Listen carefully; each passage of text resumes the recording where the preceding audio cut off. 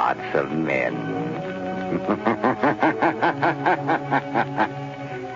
The shadow knows.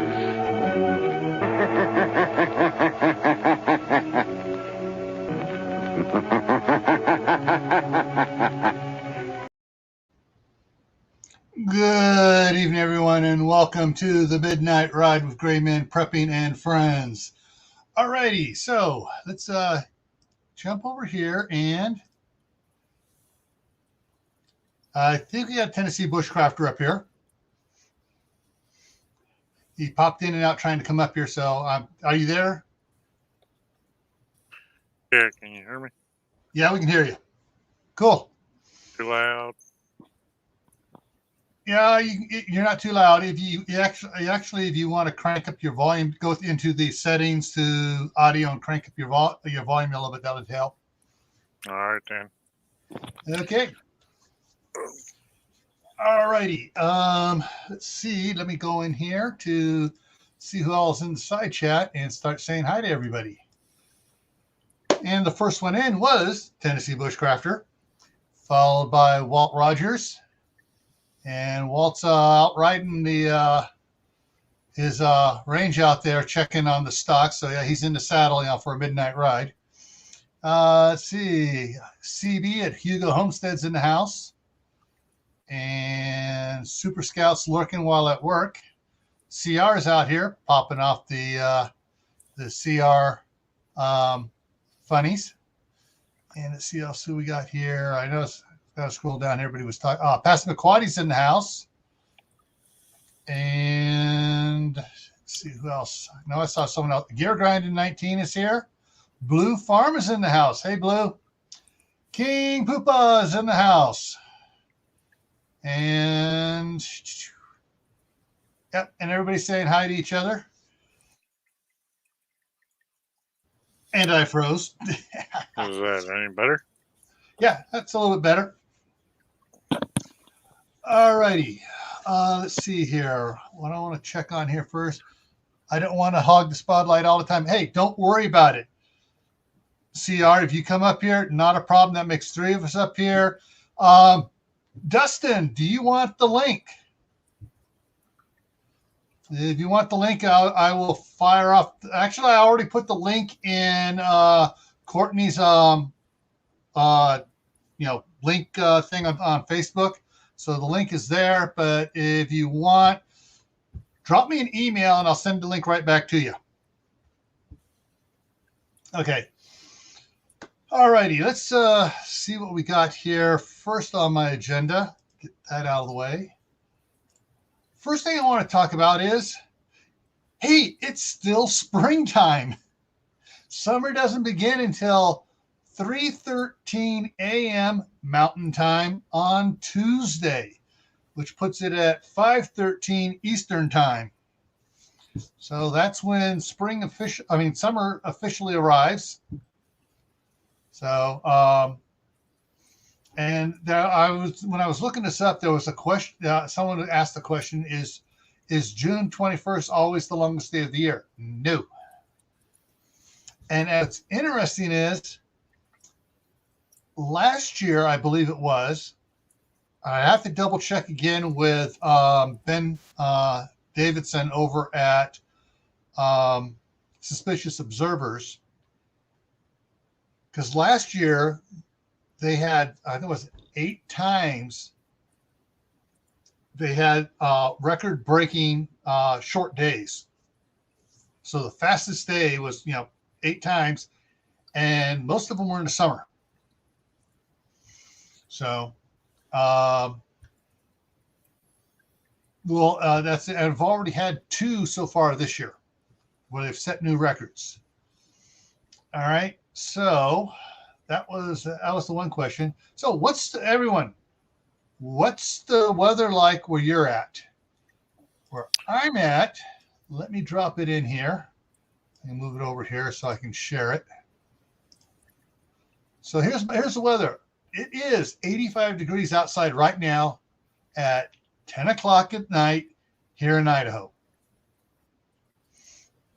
Wind speed is from the south-southeast at 19 miles per hour. Humidity is 16%. Dew point is 35 degrees Fahrenheit. Heat index says 82 degrees Fahrenheit. So that's what we have going on here in Idaho. CB just puts in there hot. Yeah, it's about how it is here. It's Yeah. 83 with a real feel of 93. Cool. Or not cool. You wish it was cool. Yeah, and 80% humidity. Yeah. We had 111 heat index today. Wow. I lost 3 rabbits. Oh, not good. Oh, shoot. I need to check with my daughter because today got a lot hotter than it was supposed to be here. And I need to have her make sure she goes and checks on her rabbits out there. Yeah, and I mean, I'm watering them things like 3 times a day. And I mean, we're putting like, frozen water bottles out there and, kind of misting down below them and everything you can do for them. Yeah. Yeah. My daughter was saying that 1 or 2 of the rabbits are pregnant again. Yeah. And So, I had one that had babies about 4 days ago.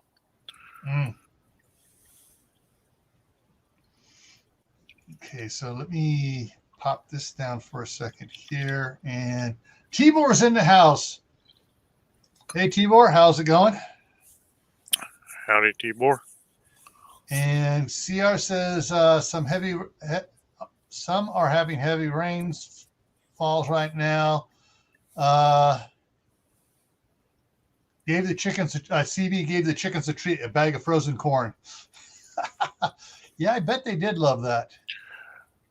Heck, I can't afford frozen corn around this area now. Yeah. They're going to crack corn like $15 a bag. Oof.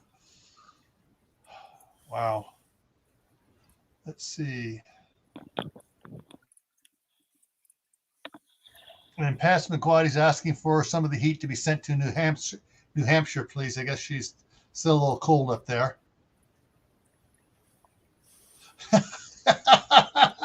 Tibor. Oh, it's hot enough. Chickens are picking up worms with potholders.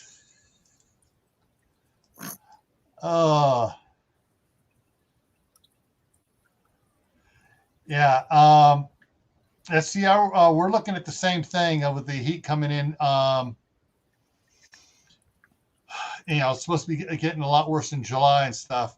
But this weekend, on the weather, we're supposed to get some rain on Sunday and a little bit possibly Monday morning. And this has been going on for the last 4 weeks.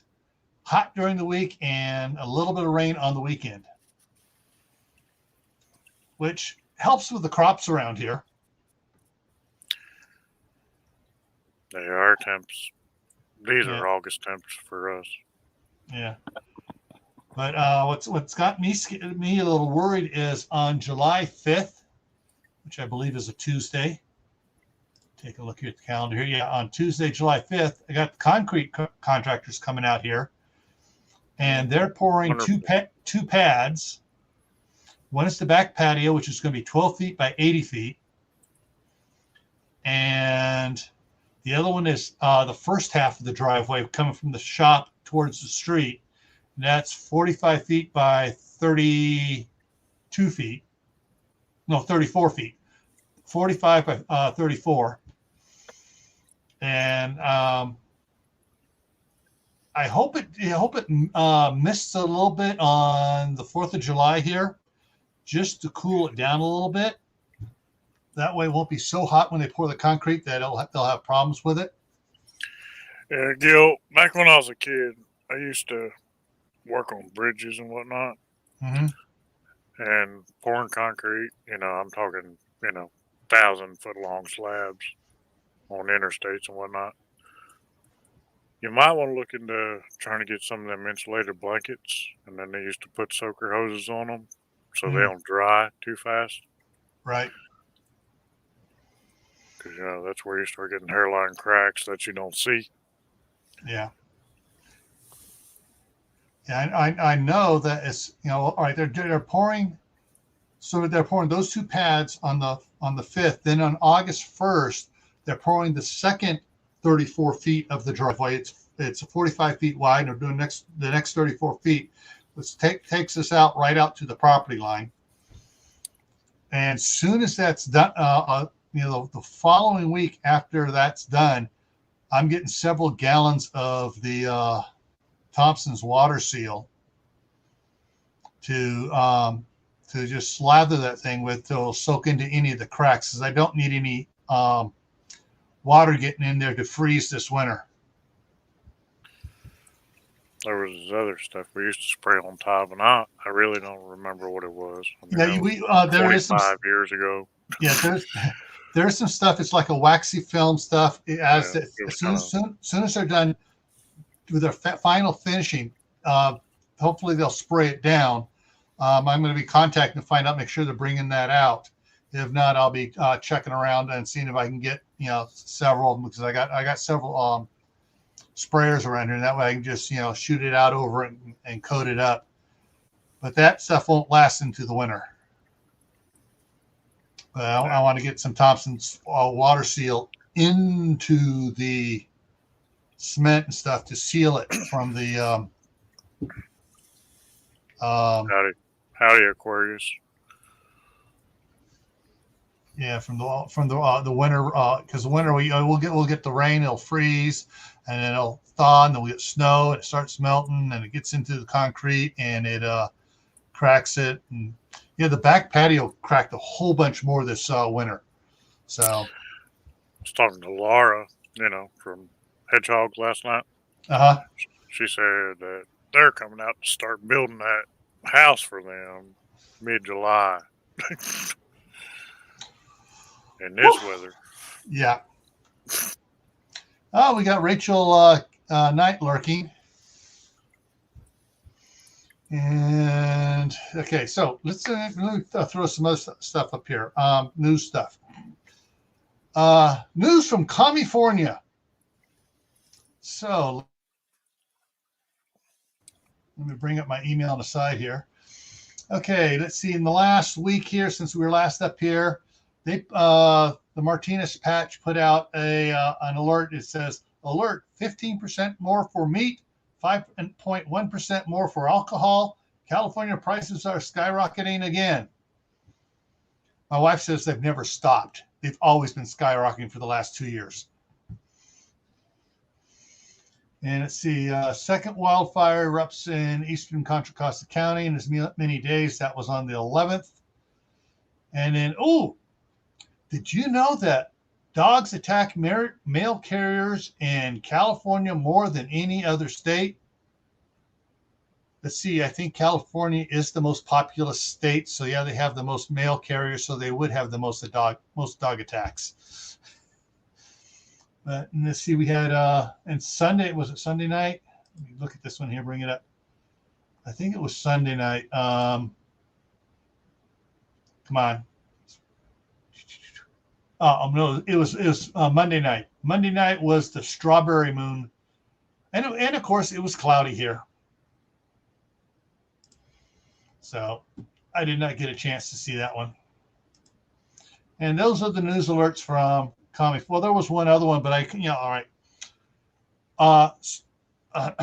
Scott Wiener of California, one of the state senators, not U.S. state senator, California state senator, has put forth an amendment to be added to the California Constitution that prohibits the state from interfering with anyone wanting to get any sorts of contraceptives, regardless of age, and forbids anyone in the state of California for interfering with anyone who wants to get a abortion. My first thought was, gee, Scott, does that mean I can go ahead and go back and abort you? Homestead Aquarius, hey, how's it going? All right, so I'm going to go ahead and drop down here into the chat. if I do it on the other one over here. Got to go onto the other screen to do this. Other computer. That one back up and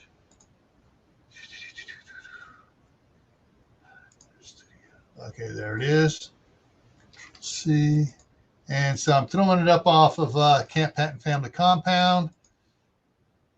There is the link for any of the usual suspects or friends if they want to come on up here as well.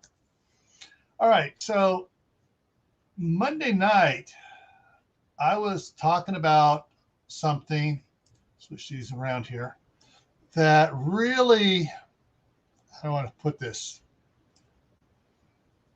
it was, we had on the Monday night Fireside chat, we talked about plants that help protect your garden. But the last 20 minutes, we went on to talking about a problem for some people in the country, but then it may bleed over for the rest of us in a domino effect.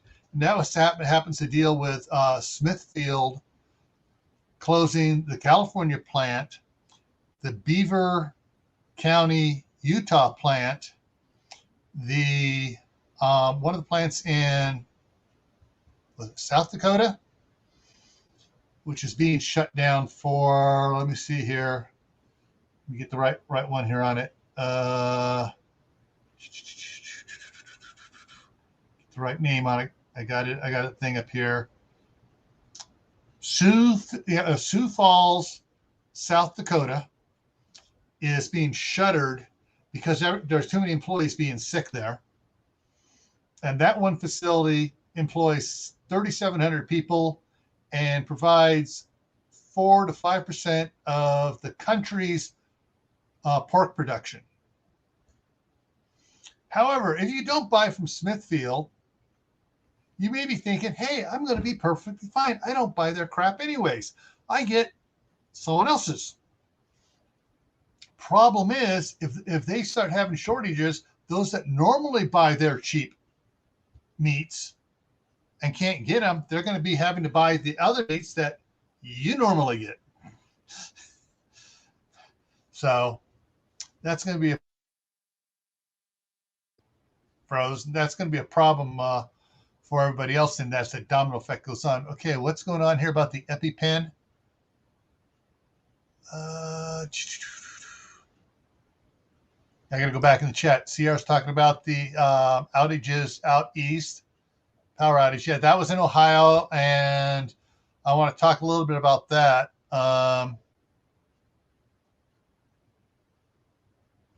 And yeah, Homestead Aquarius. So I'm doing this every Thursday now. This is the 7th Thursday I'm doing this.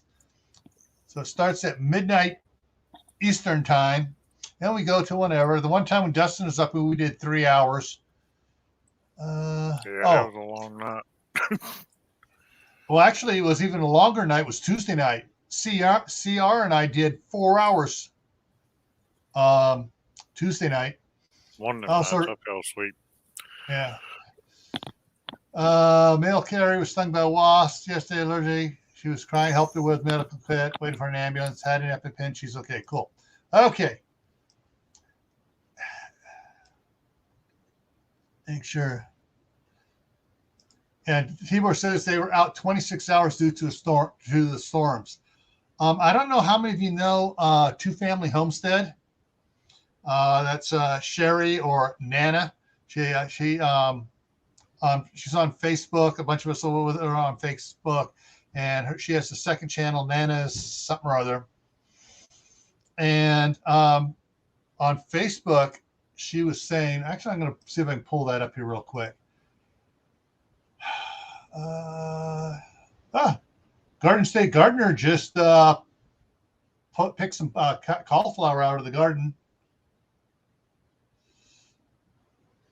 And let's see here. Find where she was saying about it here. Okay, let me go it this way here. SH Sherry Holton Camp. And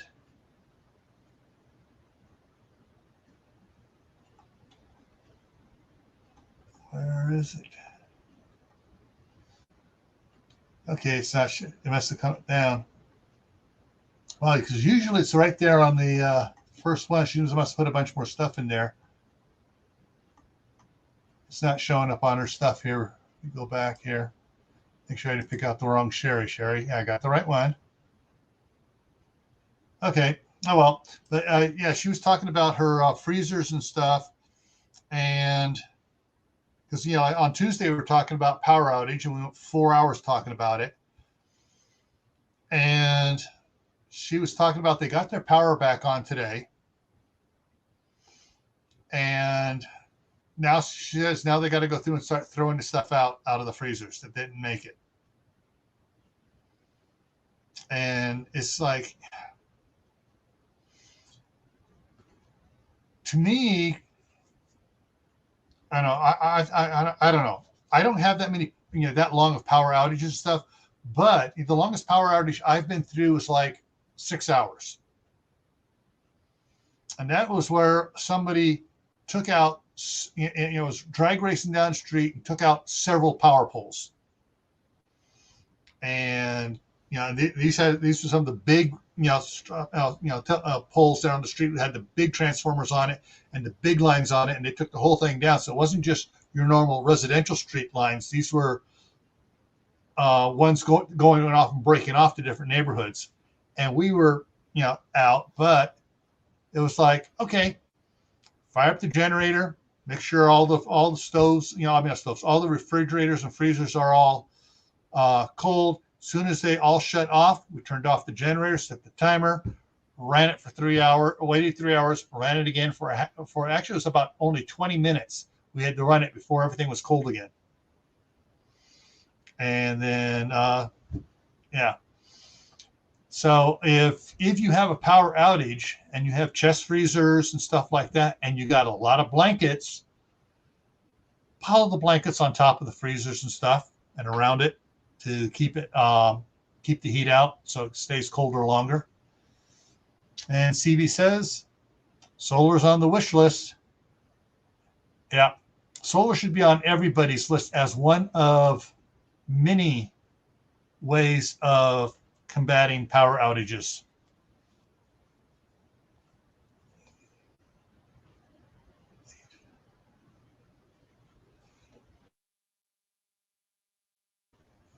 All right. 4 years ago, 5 years ago, this was a bigger problem. I know 8 years ago, when I was working at Homeland Security, we started getting on power companies and telling them, hey, get your controls off the internet.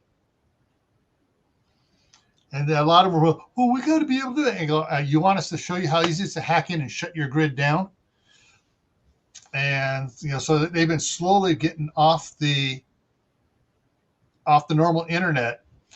Some of them have been that are staying on the internet, or at least being smart and getting their system set up with. Oh, if I can remember it now, it's the. I wish Bruce was up here from Backwoods Law. He talks about it a lot. The firewall company begins with a P, and it's stationed over in Sweden or something like that. Proton. And so some of the companies are running all their system. I've gotten the big account with Proton and are running their entire system through it. So it's a lot harder to hack. And here he comes. It says device not connected. Dustin's trying to get up here, waiting for his device to connect.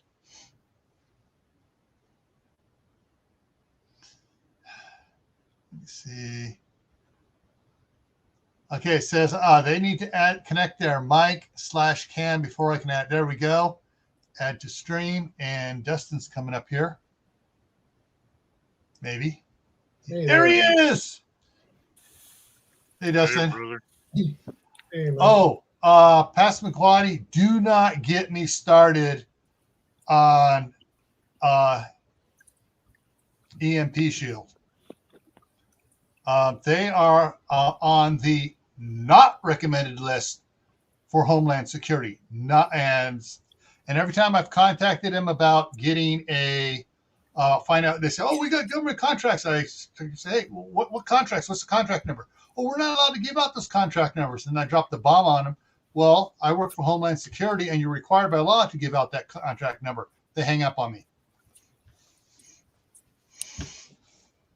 So yeah, there is no physical way any of those shield companies out there, besides EMP, Shield, there's a couple others. The way they set it up, there is no physical way it can work to save your home or car from an electromagnetic pulse.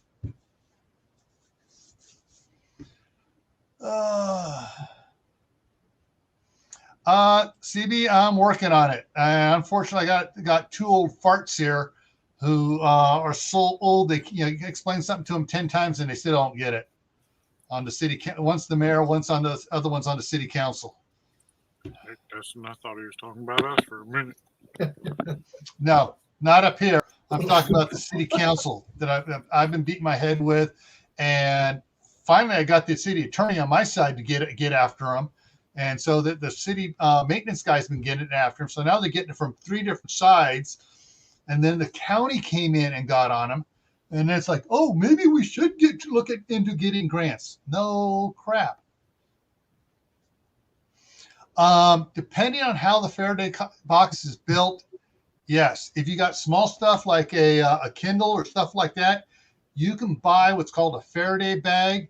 And if you get the good ones, like from Tech Protect, you can put your Kindle in here, in one of those bags, seal it, stick it in the microwave for 5 minutes, take it out, and your Kindle will work just fine. You should do a video on that, Joe. There are videos out there. You can go to their website, and they do videos on it. And Hello, Courtney. Courtney's here. She's about ready to go to bed. Yeah, Courtney's been putting, I'm going to cut back on my lives. And all of a sudden she's doing all these lives like fishing, lives out in the garden, lives. Yeah. But they're not scheduled lives to pop up, when she can do it, which is kind of cool. I got to get a way where I can take my, my Kindle outside to do lives outside. Got to get the stuff to do it. Heck, around here nowadays, I got to water like 5:30 in the morning. And just hide in the house till about 5 o'clock in the evening. Yep. Yeah, it was the day we were on the lake. It was hot. I think the truck said 106. I think when we got back in it on the sensor there. Next week is supposed to be even worse here. Ours is like in a few days we're down in the 60s, and then we're back 2 more days later. We're back up 98 degrees. We're supposed to hit it like 103 next week. Actual temp? Yeah. Wow, that's gonna be a torture. Our heat like today and yesterday was like 111, 114. Yeah. Yeah, I mean, yesterday I screwed up. I wasn't feeling good and I forgot to go out and water the plants I planted 2 days before. But I watered them good the 2 days. I watered them good out there. But and then I forgot about them today until it was about 6:30, and I go like, oh crap!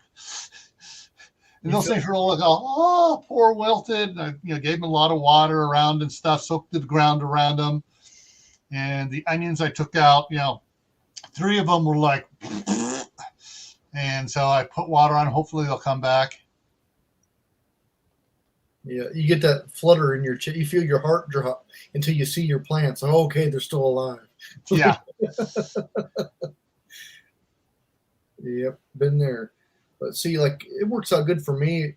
Yeah. Like I haven't I planted my tomatoes in the ground and I haven't watered them since. Even with this heat, I don't water them. I only water them if they tell me they need water. So Yeah. it works out pretty good Cool. around here as far as. Problem is, I didn't wander out there to look at them so they could tell me they needed Oh, water. yeah. That's that feeling you get in your chest, like, oh no, I hope it's not all burnt to a crisp. Yeah. I still have a few that are in, small pots, and I water them daily, and it's like, oh God. Go out there in the evening, they're all limp. But then, like my hydroponics, they love it. They don't care because, they're in water all day long. Yeah. Hey, Lewis, how's it going?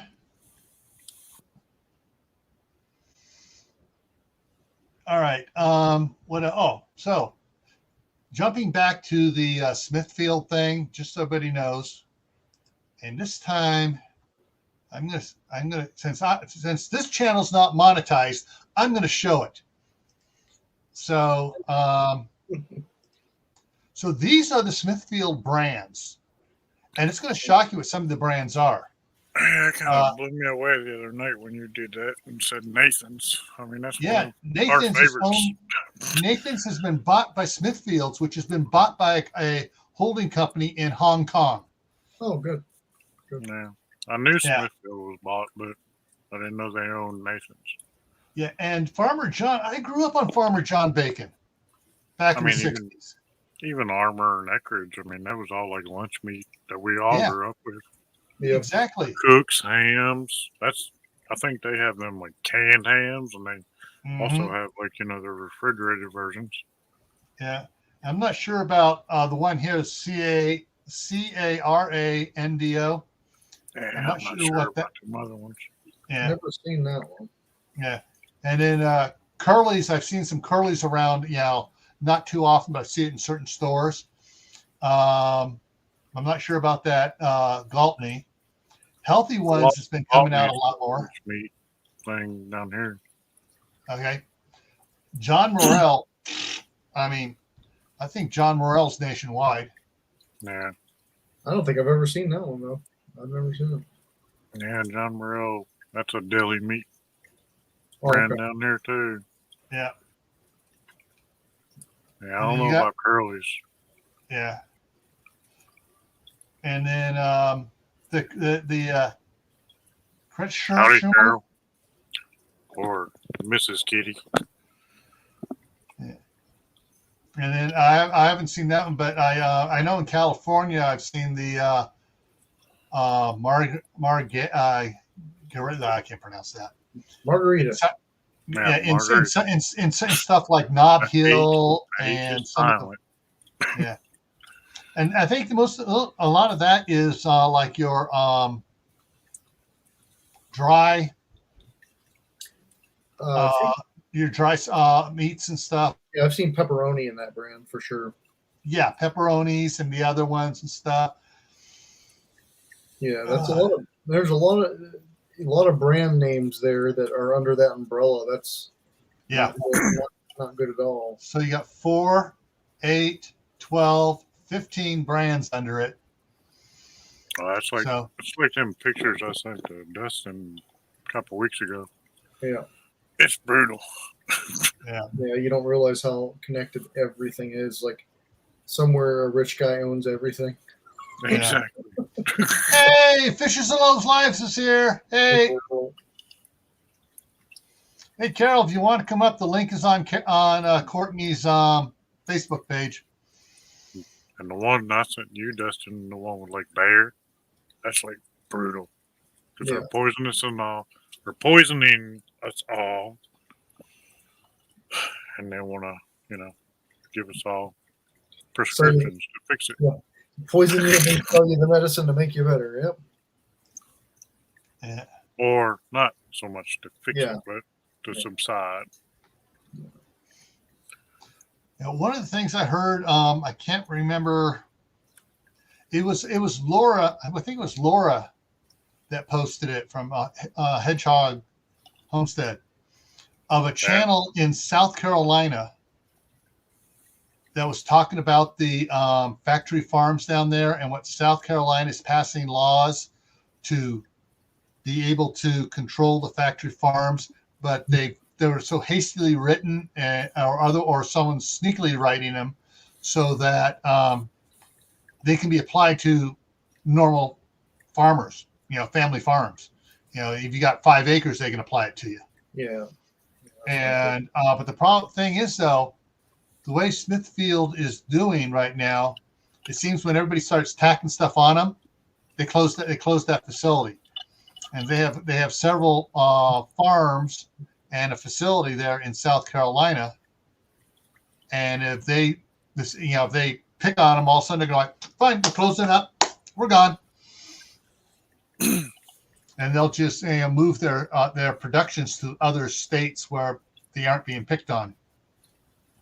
I don't remember the details of the exact place, but Brett Brizard posted a thing about a cattle yard that had a lot of cattle kick the bucket, guessing because of the heat. Yeah, I saw it. There was one, and then there was the one about the turkey. 10,000 cattle, I think. Yeah, and there was another one about not turkey. Sorry, about the chicken hatchery, the egg place that went and lost most of their stuff. Oh, good. Yeah, we haven't. Wow.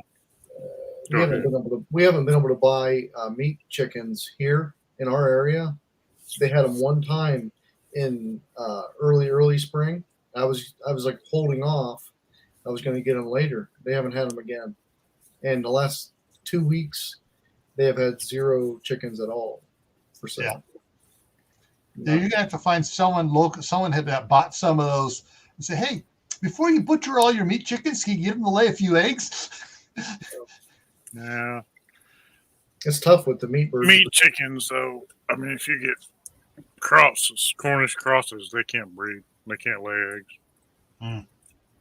I've heard stories of people that kept them alive, but basically they starved them. We have 2 Cornish crosses that we kept for about 3 years, but they didn't lay no eggs. Oh, yeah, laying the eggs. That's weird. Huh. I thought the ones my daughter had were the Cornish cross she had actually were laying eggs at the beginning. Huh. Hey, anything's possible. There's different type too of meat chickens too. There's 2 types that look similar. One gets bigger than the other. I know that. And then there's like the other ones that are kind of like meat chickens, but they're not. Right. Rhode Island Reds get big, but they take a while to get big. Yeah. They have the, what is it? Rangers? Something, they call them something Rangers. Mm-hmm. There's several. Yeah. Just either way, most people are used to eating the Cornish cross. So that's why. Yeah. Why you want them, because of the texture and everything. The other ones, put them in a pressure cooker. They'll be fine. All right. Hang on to your hats. Here he comes. Old as dirt. Hey, guys. Uncle Al. I've been loading up the Howdy, Al. Hey, Tian. Hi, Dustin. Hey, Gil. I've been loading up the camper for the kids to take out this weekend. So they go out to the lake and take their kayaks and go fishing and have a nice Father's Day. I just finished. I took a shower and stuff. You know what was the weirdest thing? I go keep shopping. Okay, everybody knows Van Camp's Point Pork and Beans, right? Oh, yeah. All right. I think every Cub Scout has had a can of those at one point or another. Right, but if you read the labels, high fat, high sodium. Yeah, I know, but it's weird because the sodium levels haven't changed, but it lost its calorie count. This is the new can. 120 calories. So it's probably more broth and less beans now. Yeah. Yeah. This one's 130. Nice. What's the size of the cans? Does the size of the cans go down at all? Nope. Same cans. Yeah. TN probably hit that one on the head right there. They put less beans in it. Yeah. You do that over 1,000 cans, then you get extra. Nobody figures out. You know. You get extra. Add more water. I'm not trying to interrupt anybody, but you know, I just told my father the other night. I hadn't realized that, you know, we stockpile a lot, but I just realized that spaghetti sauce has went from 32 ounces to 24. Yep. And cottage cheese has done the same thing. And I mean, we kind of eat that. I know a lot of people, don't care for it, but whatever. We do. I'm going to go check my jars right But over they're here. still running at the same price. Yeah. And I mean, that's Yeah. the same thing you always see. Price stays the same. Tell you what's Reduced funny. to buy it. But I mean, that's 25% reduction. Yeah, that's crazy. It is. And T4, what's worse is when I load up the big thing, Suburban up with food for the weekend, and I'm looking into my deep freezers. Where's all Uncle Alan's steaks from last year? They took 35 pounds of my shrinkflation. Yeah. They took all my good steaks, 35 pounds of the best cuts out of my deep freezer. I'm going over their freezer and take all their bacon. Yeah. All right, Mike. The Del Monte cans that I've had here for a couple of years that are in the rotation are 24 ounces. The classical jars, which are canning jars, they're 24 ounces on the canning jars too. So these are smaller canning jars now. Exactly. Mm-hmm. Yep. Yeah, Tibor hit on something there. I don't know if he was making a joke but it says lost the pork fat. I kid you not. Open up your pork and beans and dump them out and look for the pork fat because the last. Oh yeah, it's shrank. Well, I don't have any in mind. It's cheap though. Well, I get that, but I buy usually the Campbell's pork and beans is usually what I get. There's been no chunk of pork fat in it. Yeah. Bet you ain't seen a chunk of pork in there either. Yeah. No. Hey, CR, you may be joking, but it is. There's no new meaning for leaner. Yeah. Because it wasn't in the cans anymore. Because usually, you go through and fish that out because I really don't want to chew on that hunk of fat. And I would look for it and it wouldn't be in there. I'm like, well, I guess that's convenient, but I think it was in there for flavor. Yeah. Right. I got my own pork fat. So, you know what a trick for saving me money? Pork fat in the freezer. Oh, I also smoke it a little bit, then I freeze it. What I do is all the grocery stores around here, because the cattle feed's so high and the hog feed's so high, I just go around with my big 250 and take all their spoiled produce and I feed it to the cows and the pigs. And if some of them it's good, I'll take it home and eat it. But the rest of it goes to the farm animals and it saves me money on feed. Have you seen the price of feed nowadays? Oh. Yeah, I have. Yeah. Like I said, it's hot, stinking work, but it does work out. Nobody eats cabbage. I peel off a few leaves, feed it to the hog, and I got a nice head of cabbage. Yep. Instead of eating lettuce, I've been eating cabbage all last 2 months. Well, that's what everyone used to eat back in the 20s and 30s. Cabbage was a big part of the American diet, and I'm not sure what happened. I guess people got tired of buying this big old giant head of cabbage and using it for using that cabbage for most of the week. They got tired of having cabbage all the time. Well, yeah, but I got used to it. It's like nobody eats. I only go to this one deli, and they serve old style chicken livers that's been marinated and cooked, and they make a cabbage, shredded cabbage, pineapple, and chicken liver sandwich. Mm-hmm. My nephews look pale every time I eat it. I said, it's good for you. Make you grow. And I know Dustin would like it because I put on ghost pepper sauce on it. Here, just make hair grow on your head. Eat this, son. And no, it won't. They'll burn the hair off your head. It also has pineapple, Uncle Alan. It has chicken liver. And you're eating shredded cabbage. It's good for you. Make a man out of you. Rock and roll. Yep.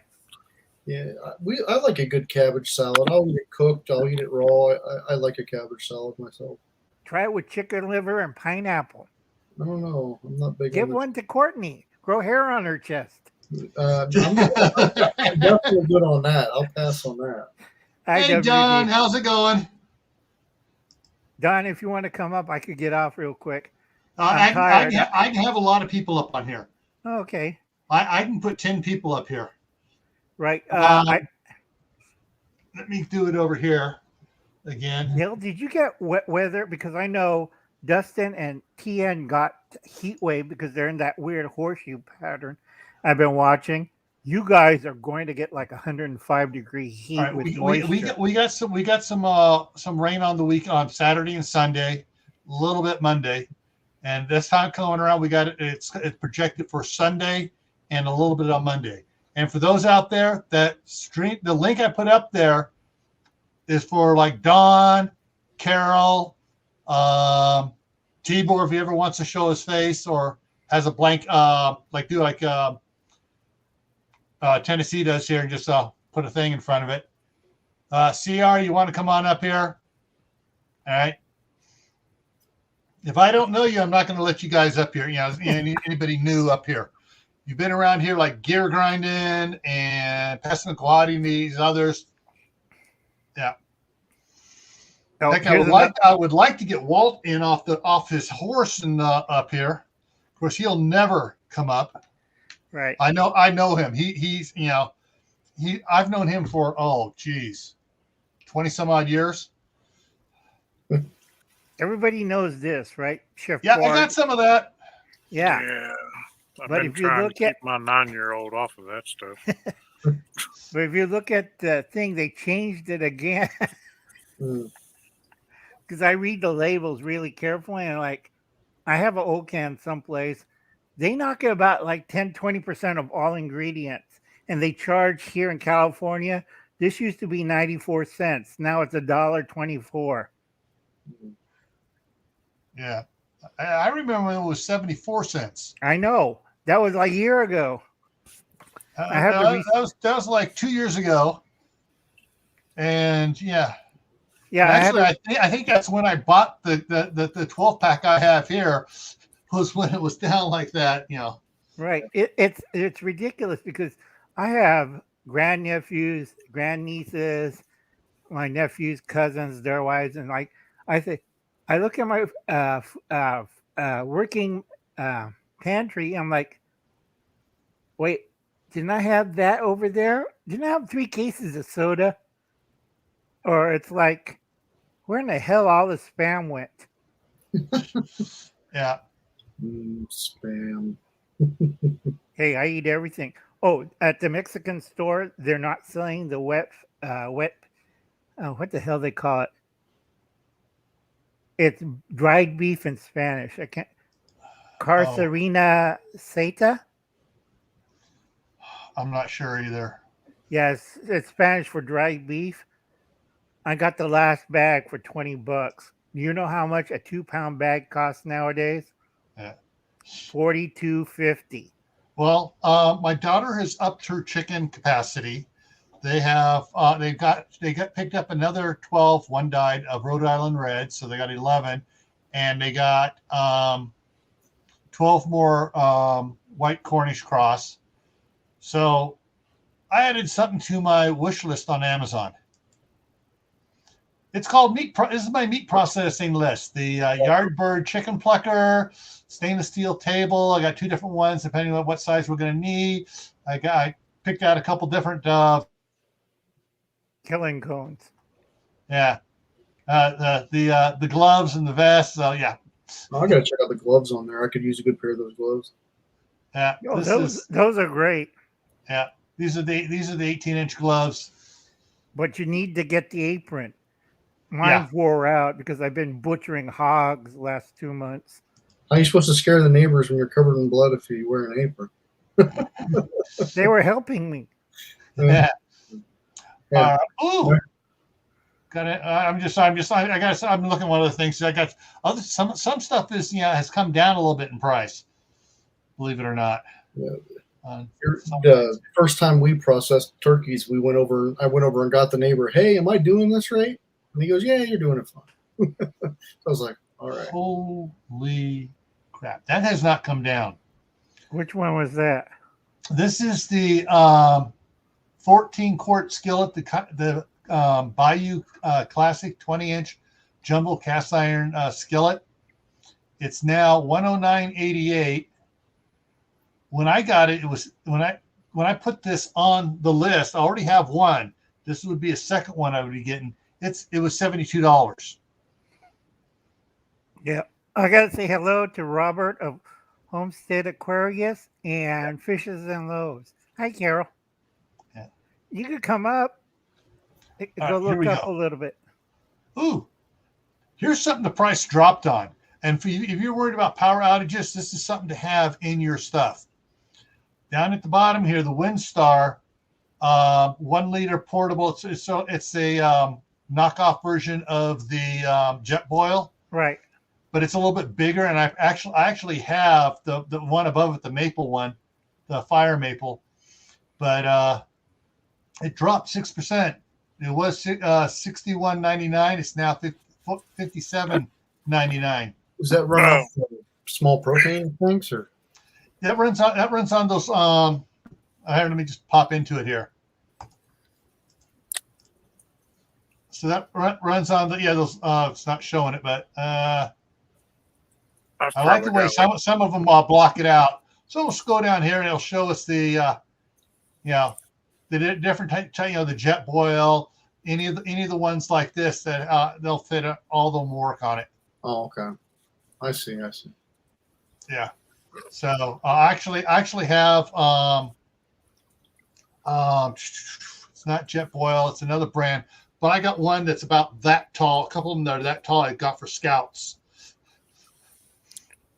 Because everyone was doing stuff. So let me go like this here. I've got one of them little Chinese Jetboils that I bought from Amazon probably 5 years ago. It was like $6. Yeah. And there's an adapter that you can buy. Then you can use the iso butane tank or a normal propane tank. Yeah. Well, that adapter it's like $8. Yeah. Walmart now has a kit. I think it's like $12 or $13. It's basically the same little Chinese Jetboil with a ISO starter and the adapter and the legs that go underneath the tank. Yeah. Yeah, here's that adapter here is $13 here. But if I bring that up, I bet I can find it cheaper if I drop down here to the comparisons. Here's one for $9. Here's two of them for $10. What a bargain. Go to Walmart and look at that whole kit. The Ozark Trails. Yeah. It's got the stove, the nozzle, everything for the same price as that adapter. Yeah. I'll tell you something I did today. We went to Walmart and I've been eyeballing the I forget what they call it, but you use it on your Blackstone it's like a steamer dome. You like put your vegetables. Oh yeah. In it, and you put the little metal dome with the handle on top. Yeah. I wanted the big one. They have a pretty good size one that Blackstone makes, but they wanted $50 for it. Right. It's a stainless steel model for $50, right? Yeah. Well, yeah. I've been looking at it. I'm like, I'm not spending $50 on this thing. How big is it? I think it's like 12 by however deep the Blackstone is. It's like 12 inches wide and it goes the whole depth of the burner, so I can't remember, but either way, all you need is a big stainless bowl, drill a hole in it, and put a wood knob on it. Yeah, right. But see, or you can do it even better. And I just had it here. Okay, here we go. You get the large Dutch oven liners. You just toss one of those aluminum ones over your stuff, and you put your gloves on. You pick it off, and the price has gone up on those. But yeah, you can get the aluminum pans and stuff cheap. Them aluminum pans have went up. I mean, crazy. They're $5 a piece at Walmart right now. Yeah. But either way, I've been watching it, and I look at it on the app too, in how much it cost in the app. Well, it was on sale last week for like $10 off. We walked in there today, and I'm like, I scanned it. It was $20 off, original price. I got it. It was my Father's Day gift. So okay. Yeah. I was like, The thing to check out too is yard sales and estate sales, and you'll see those. They'll have like 3 of the 4 bowls for the set. You can tell it's missing one, so they got the price knocked down really low, and it's like doesn't matter. It works. The bowls work. You pick up 3 bowls here, you pick up another 2 bowls there. You have full sets plus. Hey, Henry Homestead. Anyway, this is an easier one, Dustin. Just go over to the chef supply store. Tell them you're a retailer or a restaurateur and you need it on wholesale prices. Yeah. I can spend too much money at the chef store. Yeah, and you get giant cans of cheese. Do you know how much is regular oatmeal over Dustin? there? Hey, look at that. When you're feeding an army, you don't mind giving gas to. Boy Scouts. I guess you best be learning how to can them in the smaller jars, huh?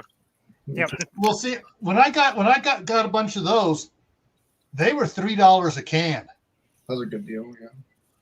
And I got it from U.S. Foods for Scout Camp because our Scout Council had an account, and I was in charge of. I was quartermaster that year for the National Youth Leadership Training, and I accidentally overordered, and I sold everything. I sold everything off to the staff at the price at the cost price, and the Scout and the council said that's fine. We're getting our money back. We're not losing anything.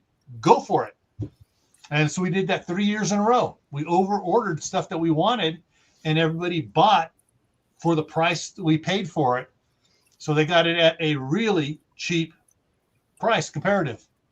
Right now at the chef store, if you want to get oatmeal, they have it in 50-pound bags, and you can pick it up for less than $20. So that's a lot of oatmeal, guys. I plow through some oatmeal. I feed it to my rabbits too. Yeah.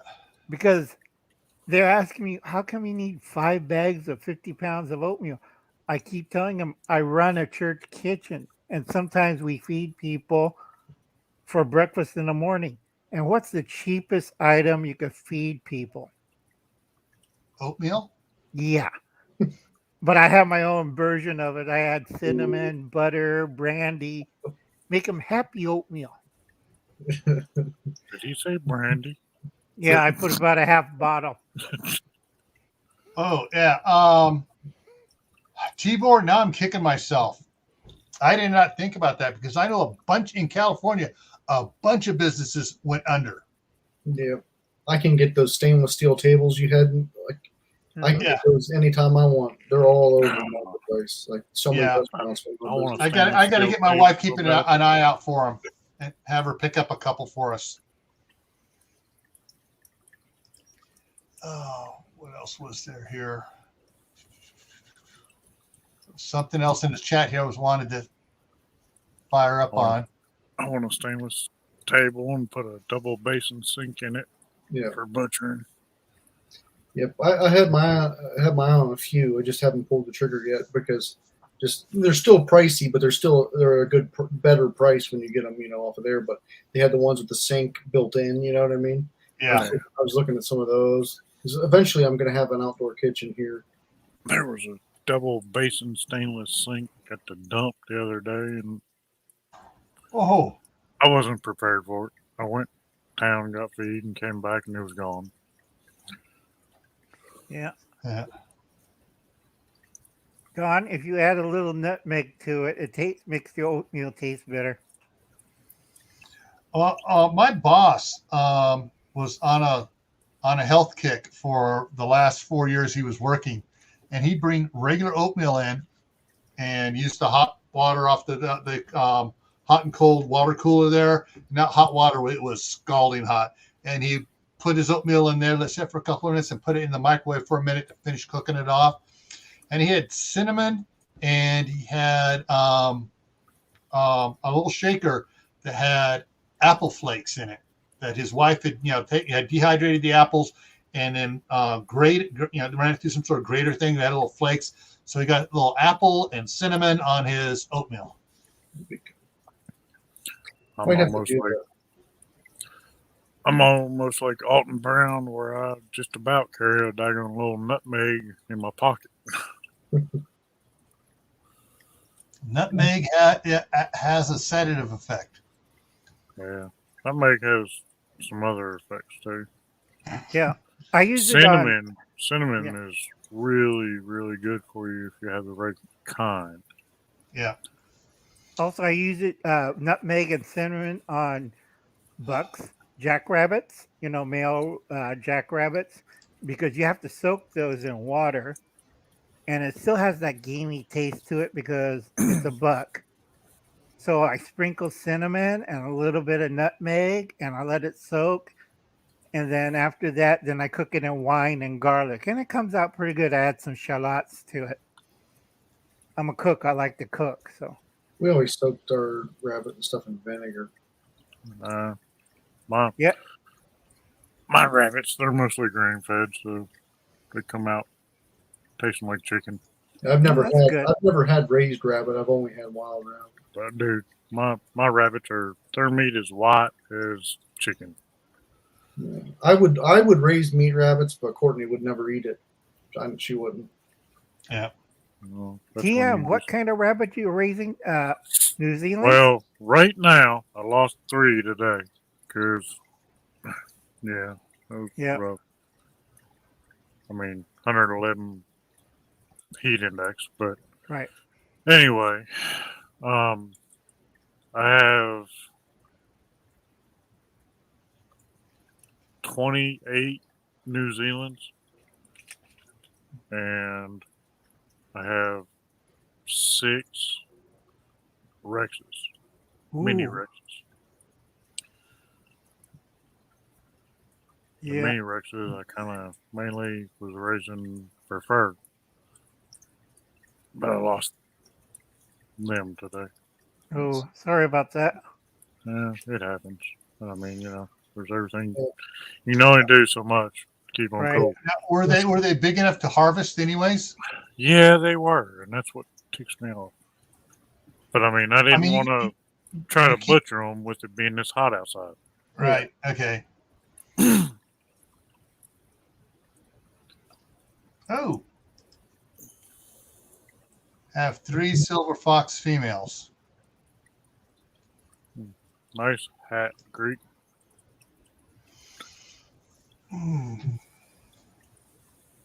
Yeah, I've got 2 rabbit hutches, but I don't have any rabbits yet. It's something we want to add this year. We just haven't done it yet. Yeah. I'm in the suburbs, but I got damn coyote problems. Every time I put up a small hutch for my grandnieces, next day I look out there, what hutch? A damn coyote wrecked it to hell. Yeah. I'm afraid to butcher. I mean, I've got, right now, I could probably butcher 10. I mean, they're butchering size, but I'm just afraid with it being this hot, as soon as I start cutting them open, bacteria is going to start. Right. Yeah, it's not worth the risk. You just do what you can to try to keep them alive. I mean, I'm throwing, like I said, I'm throwing, bottles of ice water in there with them. Yeah. But yeah, I'm always amazed at the fair that they don't I've never seen any at our fair any of the rabbits die because my daughter did rabbits for a long time because it gets hotter than hell in there, in August, and they do the same thing, the frozen water bottles, but there's only so much you can do. I'm just surprised because some of the rabbits are really panting and stuff, but rabbits actually their body temperature runs around 110 degrees, and how cool they can remain is based on their ear size, because that's where all their cooling veins are, I guess. And they say that you can rub their ears with water or whatever. But I mean, that's a lot of work. Yeah. I got 1 cage. They're kind of brutal. Yeah, I got the second place I bought up here where I'm at right now. Brandon was raising. He had cows out here, But then he made this really cool pig pen. He took one of these old grain silo, and I think it's about 20 feet across, and it's got probably 12, 15-foot sides on it, and it's in amongst a bunch of trees. And he poured concrete slab inside of it and concrete run for the pigs. And I was thinking about raising pigs until last spring when I said, okay, I better scrape out everything he left in there. So I opened up the big gate, backed my tractor, and started dragging stuff out. And it was like, oh, great fertilizer for the, but man, it just is like, I don't think I want to raise pigs. There's ways to do it without the stink, but it's also a lot of work to, Yeah, if you have a large enough area where the pigs aren't cooped up, and you got where put them out there, and either have an electric fence or you got other type of fence, cow panel or whatever, but they got a big enough of a run area. They trample their poo back into the ground. Yeah, and you don't wind up with a puddle out there of stink. Yeah, I've seen people raise them in small confined areas. Actually, like some of the big Soda Land does it, and Justin Rhodes, they raise pigs in a smaller area where they like layer. You got to have a lot of wood chips at your disposal and things like that. It's a lot of work. It can be done, but it is definitely a lot of work. Yeah. I just at this house here before we bought it, the people had pigs. They had way too many pigs for this land, and her mom paid for it because her mom was a nice enclosed porch. She could sit out there and eat dinner. You couldn't. It would gag you. It was bad. It was bad. Yeah. But the only thing, we're down to the point is we're looking at either getting 3 cows or 3 cattle, maybe one female, and then for breeding, and then rotate others through so they get about when they get to be a year and a half, 2 years old, they go off to the butcher. Right. Are you going to get beef or are you going to get dairy? Beef. Actually, what we had when I was growing up, we had 2 Guernsey Jersey cows, and my dad always bred them with Black Angus, and for some reason they always drop, bulls, and so and we had steers out there, for meat, but I tell you, when it comes to milking a cow, especially the Guernsey Jersey mix, they're short. Yeah. You can't do a full squeeze. You got to do stripping the entire time.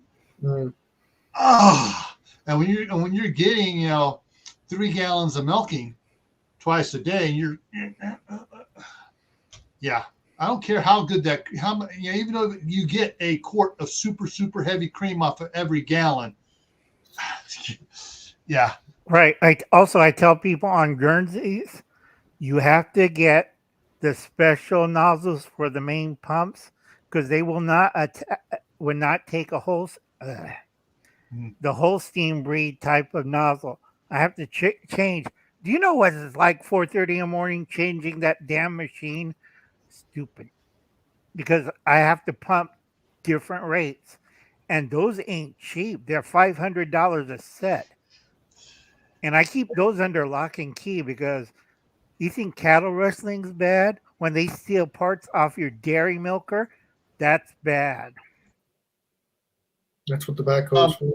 One of the things, Carol, is I'm lucky when it comes to dairy and stuff. The family here in town that goes to church with us, they own the dairy that's a mile away, and it's a big dairy.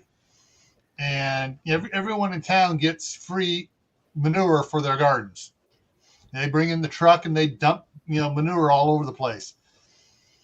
But if just about everybody around town, they go and they'll buy the steers that the dairy gets, because they're constantly breeding their cows, and then all right, we got steers for sale, and everybody buys steers from them. And so, I mean, that's probably the way to do it. Right. The trouble with the Holstein and also Guernsey steers, we usually sell the steers for Guernseys to 4-H, and we keep our own. We used to have a pretty good veal business, but in the last 20 years, because of all these green people saying, don't kill baby cows. I'm growing veal. What do you expect? Because I used to have like 20 bins for the Holstein calves. Yeah. And they're coming there and they're protesting, like, get the shotgun. Get my shotgun now. And they're protesting. I called the sheriff and I said, we don't have that much space, and these idiots are on the side of the road scaring my flock, my herd, and I'm going to have sour milk for a week. You either get them off my area or I'm going to pop them one. I have rubber bullets. I still have 50 of those. Yeah. Don't ask me where I got those, but from my Air Force days, so I won't mention it. One of the things to, there's some ways that certain things are raised. I agree with Carol, is not good. But one of the things that the other thing we're looking at besides getting, possibly getting cows, my wife is now talking about possibly getting sheep, because the sheep don't try to get out as much as goats do. Yeah. And they won't destroy a fence as easily as a cow does. And we got, and the sheep won't eat on a tree like a goat will. True. And so we can put grass down out in the orchard and let the sheep go out there, and they're not going to destroy the trees. They're going to keep the grass down. Right. And you could clean your front yard too. And fertilize it. Yeah. We got, so I got a 1 acre that's set aside for the orchard, and I got 2.5 acres for whatever I want to do with out over there. If you're going to do sheep, you got to, because I tried sheep and that was the worst mistake I ever had, because here we got that weird fly that grows maggots underneath the wool. Yeah. You ever dip a sheep? My dad did, and he said he wouldn't go have sheep again, but that was a problem he had down in Southern California, right, down by Indio. We still got those. Hey, Nanya, Texas on the back 20. How you doing? Idaho Garden Girl. Hey. Hey, everyone. Yeah, I saw someone else pop in here, and I didn't say hi to him. That was about Michael Jordan fans. Right. Yeah. Well, basketball. What's that? Isn't that that stupid sport that they created to keep the football players active during the wintertime? Right. And also, I'm a college basketball fan. Like Hat Creek said, the hair sheep is what I was considering. If I could convince Courtney that it would be okay, and she would eat it, but I was considering hair sheep because of less maintenance. Right.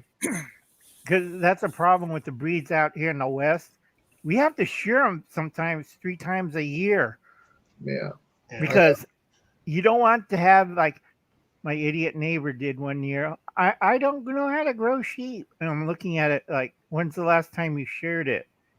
And he said, shear them? I never sheared them. It's like, look at the poor sheep. And it's like, there's 50 pounds of wool on that sheep, and the sheep can barely walk, and it's dragging, picking up all the bristles and everything. Yeah. So I sheared the damn sheep. Treat it for parasites and stuff. I was not happy that day. My girlfriend wasn't happy that day. Gil, Gil knows what a sheep smells like. Yeah, I think I'm kind of with Tibor there. I think I'd almost go with alpacas over sheep. I wanted to get alpacas. I got several how to raise alpaca books on my Kindle. Problem is, there's one thing that'll poison alpaca, and that's morning glory. Yeah. And guess what we got in spades here? morning glory. Yeah. No, that's like goats. I mean, a lot of people think goats, oh, yeah, they won't eat anything that's poisonous to them. Yeah, bull crap. They'll eat anything. I wouldn't eat alpaca. The wool off alpaca per pound is, if I'm trying to remember, I may be wrong, it's like 3.5 times the value of sheep wool. Yep. I ain't raising nothing. I ain't feeding. And I'm not feeding anything. I ain't eating. That's what I'm saying. there's That's kind of how I feel, Dustin. Yeah. There's a great channel out there, Arms Family Homestead, and they got alpacas, but they don't call them alpacas. They nickname them donkey poodles because they look like big donkey poodles after they got clipped. Right, but alpacas, camel, and llamas have one bad thing, because my neighbors had llamas for the mountains for hiking, and the tourists love it. But the only bad thing is I fed one to a carrot and he didn't like it. So guess what the damn thing did to me? Hat Creek Homestead, where you live? I mean, general vicinity. South. Where who lives? Hat Creek Homestead. He's talking okay. about Angoras. Yeah. I mean, I'm raising short-haired rabbits. Pasture maggots. Oh,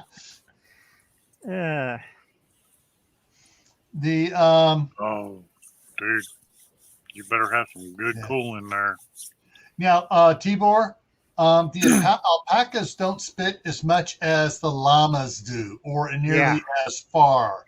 You have to really piss off a alpaca. Feed it a carrot. The alpacas actually act as like guardian dogs. You have other animals out there; they protect animals. Right. Everybody's seen that little video with the alpaca attacking the chick. The alpaca doing what? There's a video, I think it was a TikTok, YouTube short or whatever, where the alpaca like goes at chick's face. Yeah, the young lady's face. Same thing with me. Yeah, the same thing with me with the alpaca after it didn't like the carrot. It's like getting hit with tobacco chew. Same thing with carrot. And my face was soaked. It took me like a bucket to wash it off.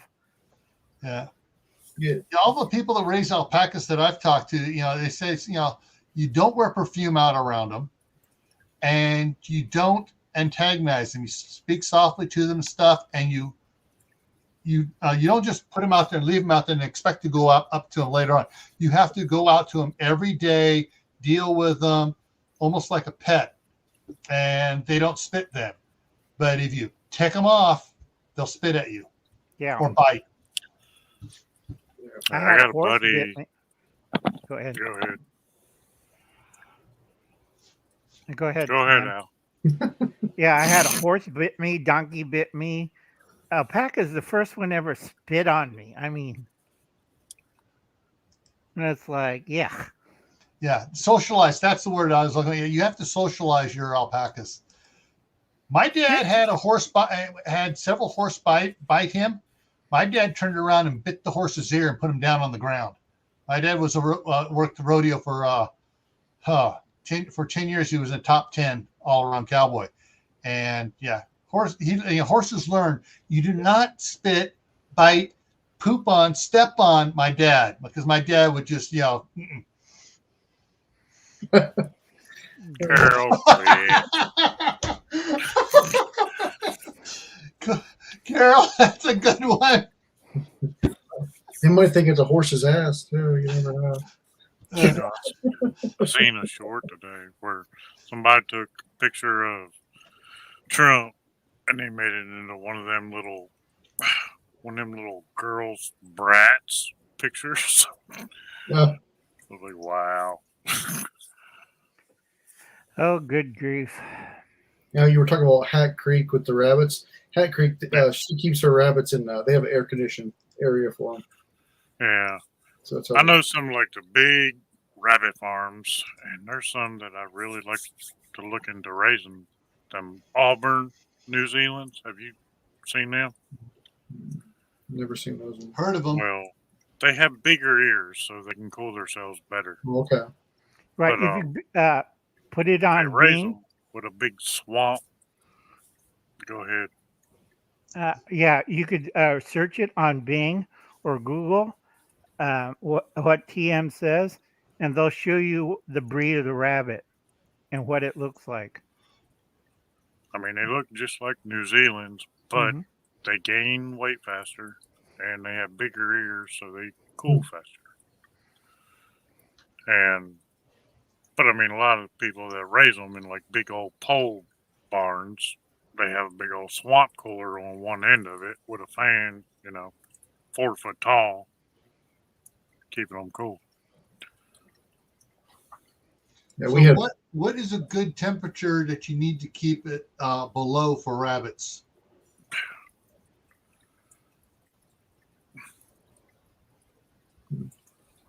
Really? I would say below 80. below 80. Okay. Yeah, because I got, like I said, I got this this that's pig not pen one, which I'm realistic not in going to use real for life. pigs. It's in the shade of the tree, so it's shaded, all the time. And so I was thinking I could, put a swamp cooler on the side of it, and if I needed to cool it down even more, and that might be a place to get my daughter move her rabbits into and stuff, raise rabbits in there. But when I mow our lawn, I got a ride-on mower with 2 big bags behind it, and I'll dump probably 6 times. I'll dump both those bags. See, I keep my rabbits. They're all individually caged, and they're about 4 foot off the ground. So I mean, they have good air movement, but Okay. and they're all shaded. They never get any sun. But I mean, still with this heat, it's ridiculous. Yeah, it's murder. Plus the humidity. Yep. Yeah, Hat Creek, if you were successful in that, then Flemish Giant would make a nice hat. You one rabbit, one hat. Yeah, that's what ticked me off about my Rex's passing, because they're good fur rabbits. And I mean, they have shorter, finer fur, but they do have shorter ears. Mm. My granduncle used to grow chinchilla for chinchilla coats, and he used to make a pretty good business. But by the end of the 70s, nobody was buying, so he quit the business. But has anybody eaten chinchilla meat? No. Okay, Homestead Aquarius. Have a good night. It's Not like Aquarius. it's like rabbit, except it has lots of little bones. I mean, as a kid, my mom would boil the chinchilla, and then I'm there picking out bones for 2.5 hours. And then we grind it up, make sausage out of it. And it's like, all that work. Free meat after they skin the poor chinchilla to make the chinchilla fur to stretch it out and make the coat, the raw material for the coat. And back in those days, that was good money.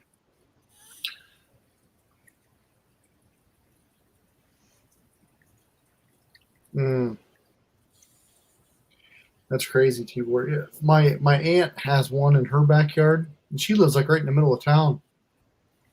One day she looked out back, and there was a crane eating the koi. Yeah, I had a koi pond in California there, and I had it for several years. And actually, when I built my koi pond, I built it with kind of a stepped bottom, so the deepest part was 5 feet deep, and so the koi could go down and hide. We had a couple of egrets come in there and try to land in there, and they see the shell on the one side, and they see the koi out there, and they step off. Egrets hate to get their belly feathers wet, and bloop, down they'd go, and they'd trying to get out of that pond. But finally, I just strung up some wire above it and hung a bunch of old CD discs up. I was watching and that chased the predator birds away. I I was watching a video yesterday. Some bushcrafting people. They built a cabin from scratch in a pond, and they've got it stocked and whatnot. And now they have herons and egrets and all that coming in there. And they stocked it with trout because it's up in Canada, so it's cold enough. Yeah. But it's Yeah, great. Ponds for fish, you got to have deep spots in it so that the fish can hide from the cranes, the egrets, and the herons and stuff. But then it's if you have any sort of netting or anything above the pond, it'll chase most of them off. Of course, then also if you have this nice little thing you can get on Amazon, hook up to a sprinkler, and it's got a motion sensor on it. So when they fly down, it starts going and spraying them with water, chases them off.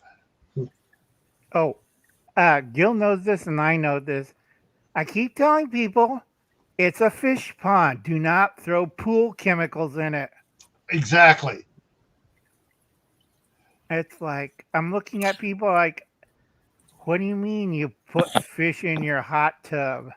But it doesn't work anymore. In a pond, I've been a hardcore aquarist, and had saltwater and freshwater aquarium since I was like a teen.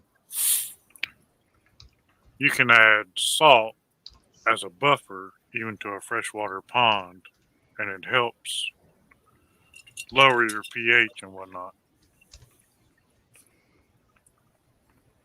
Yeah, that's on the wish list around here.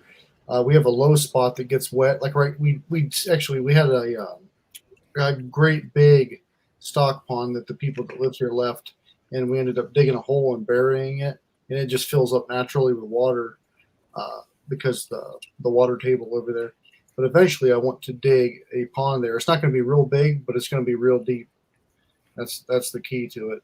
That way, the sun doesn't reach the bottom. You won't get so many weeds and stuff. That's the plan.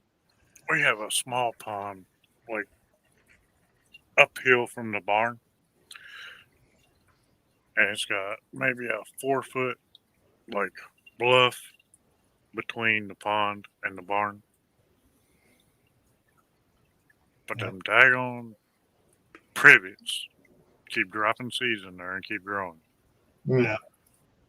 So there's some of your motion sensor sprinklers.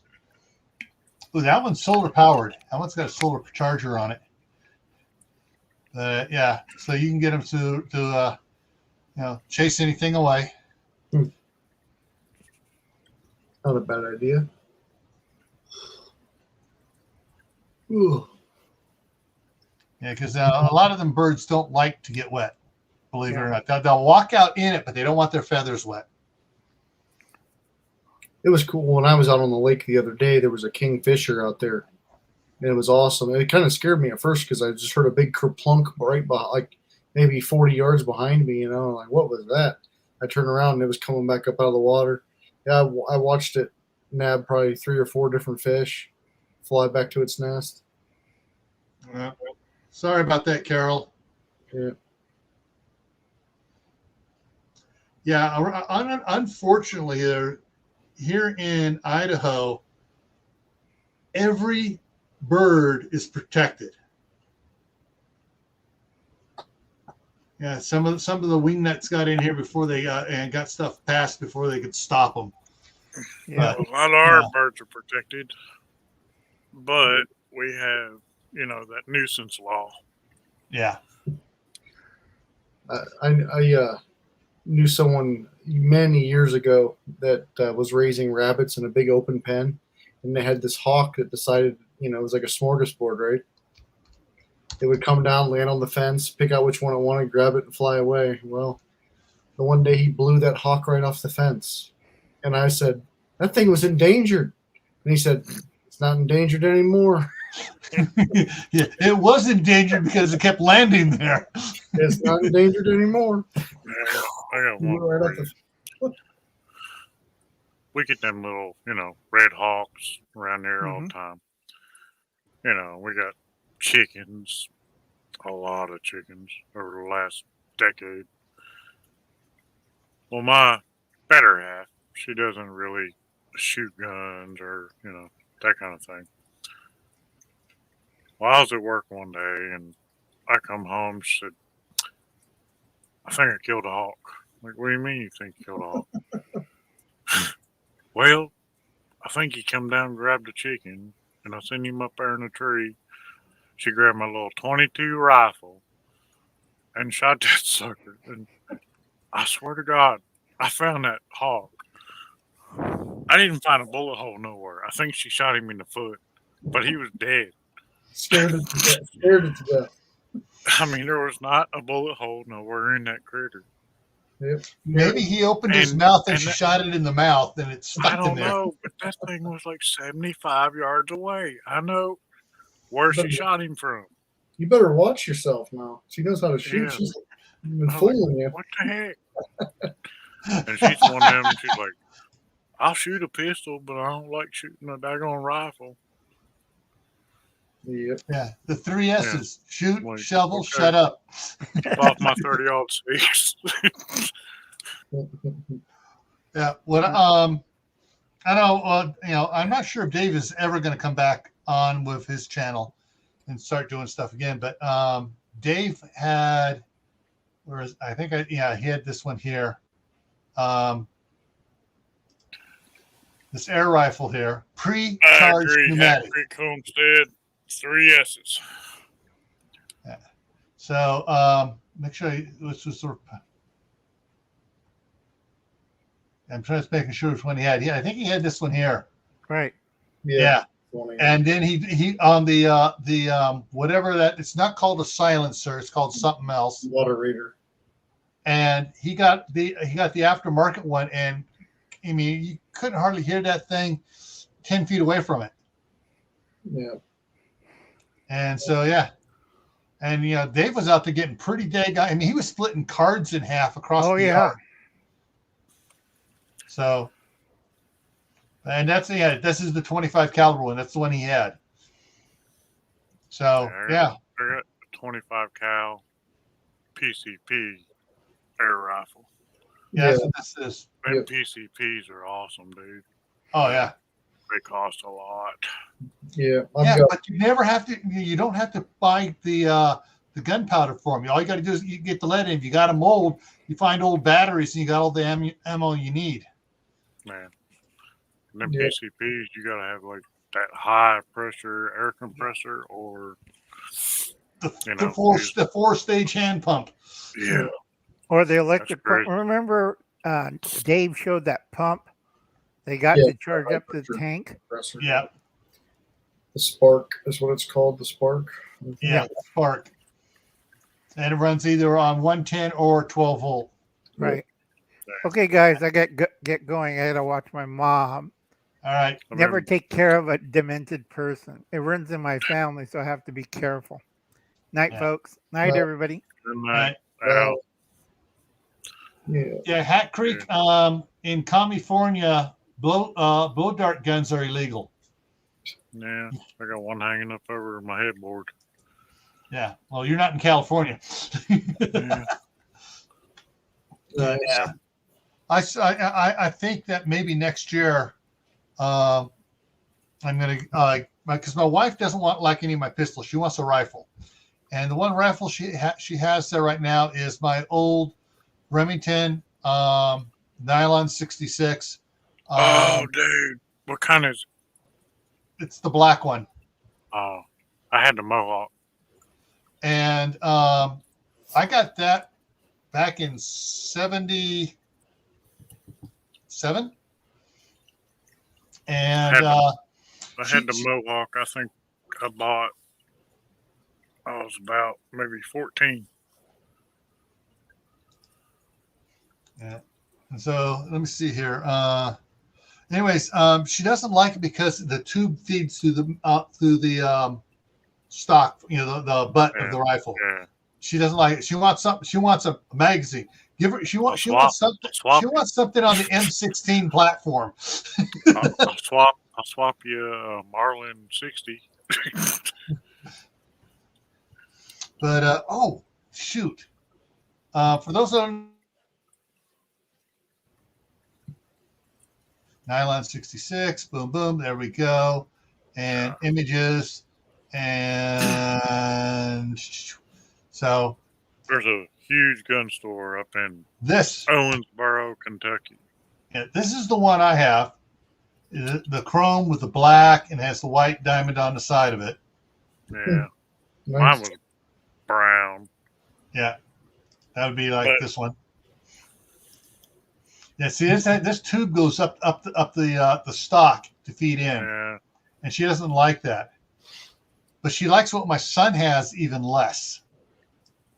And that is the shoot. Oh, I'm sorry, I'm having a brain fart here on the brand of his saddle rifle. You know, it's kind of crap that Marlin was bought out by Remington, and now Remington's been bought out by Ruger. Yeah. And Ruger couldn't provide anything for like about a year. Yeah. All right. This is what my son has, the Marlin 1895 4570 lever action rifle. Nice gun. And he just got the way California works, he can't get his ammo delivered in California without going through a gun dealer. How long ago did you buy that? He bought this about 2 years ago. 2 years? 3 years ago? Sorry. Here's the deal. Ruger It was bought out Marlin. It was a used one. It was a used one. Okay, but here's the deal. Since Ruger has bought out Remington, which bought out Marlin, Ruger has stated that they will not repair any guns made by any of the previous companies before they bought out the company. Right. So in other words, now if you buy a Marlin made by Ruger, they'll repair it or honor the warranty. But prior to, they will not. Yeah. I've got the same thing, 26-inch barrel, octagon barrel. Yeah. That's what he's got. But so my son's been shipping his ammunition here. And this is the last box. He got 2 boxes of these, 20 rounds each. See if I can get to open it up. How much does that cost me? What was the price tag on that? I know what I paid. I don't know. There was no receipt in the box. Last time I priced $45.70, it was about $50-something a box. I think I paid $56 for a box. The stuff I got up here, I got a bunch up here that I got from Ryan Jeske at the Prescott Caliber Club, and it was like $38 a box. He got for me. But this here, okay, I'm gonna have to kill my green screen. Sorry, guys, it's not gonna show. I gotta kill the green screen. And green. Okay, hang on here. None. Okay, so. Oh yeah. I opened it. I go. What? I need those. Damn, that's gonna hurt somebody bad. I need those right there. That's the extreme penetrator right there. Yeah. And so, got a box. He has two boxes of 20 of these. You can get that 12 gauge round too, by the way. Yeah. This is superior ammunition. What's that? Underwood ammo. Yeah, so it's Underwood ammo. Extreme penetrator. And 2,100 feet per second. 305 grain. Extreme predator. Yeah, extreme penetrator. Yep. Yeah. That is no joke right there. That will travel through some stuff. What? I missed that. You mean like 4 or 5 looters? Yes. Yes.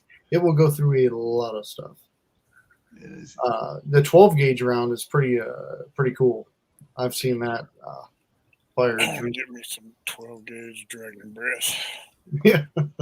Yeah, I mean, up here in Idaho, my son was asking me to go shop for 12 gauge. He had a friend who wanted a bunch of it. I went in there and I said, "There's an 8." He goes, "Well, there's got to be." And I took my cell phone the next time and took videos of the shelves in there of the gun shops. The 12 gauge, they didn't have any slugs. Yeah. You ain't finding slugs right now. Nowhere for the last 2 years. No double aught buck, no triple aught buck. Probably no 9mm either. Yeah, well, at the time they had 9mm, but I don't have a 9mm. But what they have is a bunch of 4 and 6 and 8 gauge. I mean 8 shot. 8 gauge. 8 shot. 8 shot. Sorry, the 8 size. You got an antique. They got ammo for antiques. 8 gauges. Yeah. My dad had a 10 gauge at one time, but he got rid of it when he got married. It's like, Things thump you, man. Yeah. He used to use it in a boat. They'd go out on the lakes and stuff, and the boat, it was a flat bottom boat, but they had, a big old thick sheet of plywood in the bottom of it, and they just stand it up there and they like side up. Okay, here they come, and boom. Yeah, I think this is no joke. We actually, my buddy has a box of 10 gauge slugs. We've never fired them. He have them just to have them. Things like a howitzer shell. God. I remember when I was a kid, I used to have, you remember the H&R single shots? Mm-hmm. I had a single shot 20 gauge, and I remember just piling slug behind slug through trees. Yeah. Just for fun. Yeah, and it could. I've got. And now, I mean, you can't find them. I got boxes of slugs with the price sticker still on them. It's like $1.99. It's like what I would do. Dude, Yeah.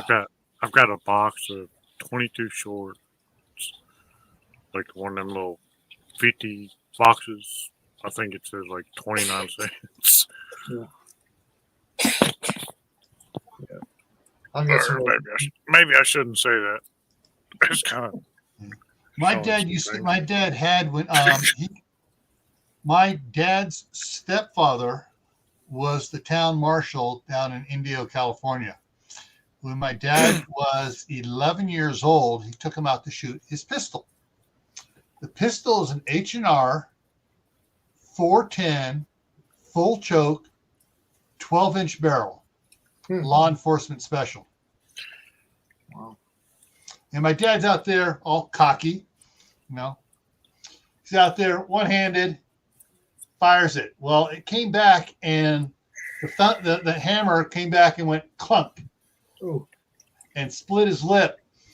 And my dad's like, and my grandmother was telling me a story about it. He's like, trying not to scream, trying not to cry. And after a minute or so, his stepfathers told him, "It's yours. You earned it."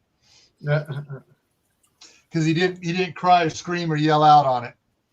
Yeah. The fish is inexpensive is what gets you, because if you go into the PCP is, if I was down there, I would have a PCP air rifle for dropping iguanas. Yeah, me too.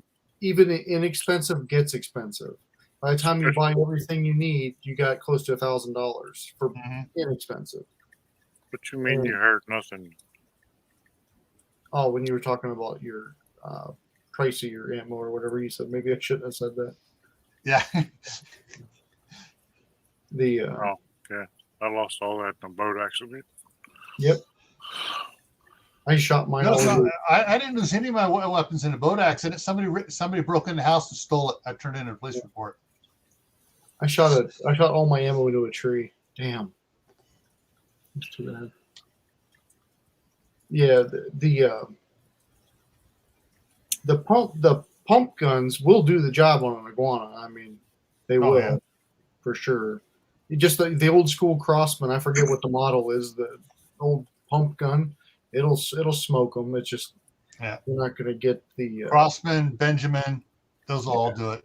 You just won't get the precise accuracy in the factory loads. If you get the right the ammunition for the 177 and the 22 and the 5 mils now for the air, for just your regular pump air rifles. Wow, some of those stuff is getting very accurate. Yeah, the only issue is the consistency of air pressure. Yeah. That messes with you because, okay, did I pump it 9 times or 10?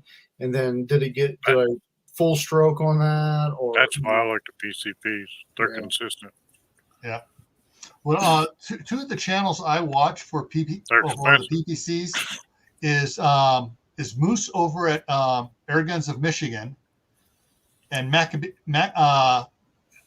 Speed. And, you know, Maccabee Speed had a malfunction on his Zeus 72 caliber.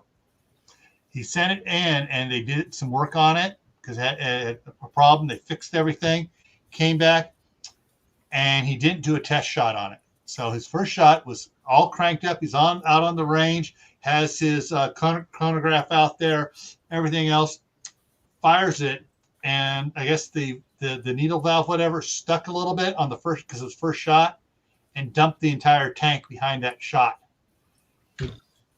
He has an on film thing, and so basically he kind of holds the world record for firing a 72 caliber slug down range.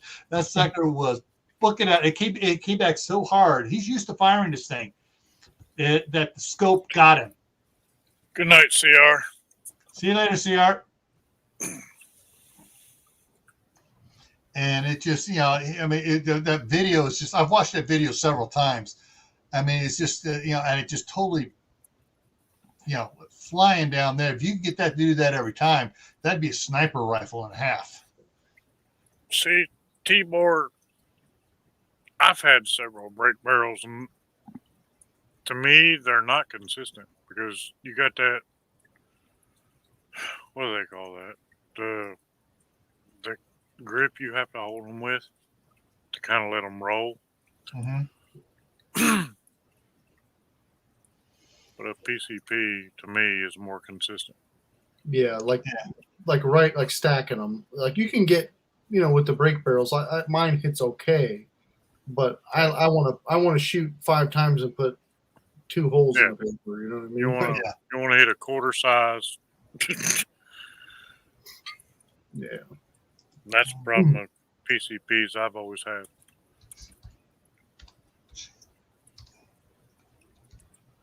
And the CO2 guns, we used to shoot each other with those things. They never broke the skin. So. That was it. Moose over Air Guns of Michigan took the Umarax Gauntlet 2. Umarax is a good brand. I mean, the Gauntlet 2 is a nice gun, yeah, and affordable. He had it charged up, and he also had the tank for it to tether it. And he was, you know, the video he did on it last year really surprised me. It really makes me want to get the Umarax Gauntlet 2. Umarax is the same as Benjamin, isn't it? I'm not sure. Yeah, a lot.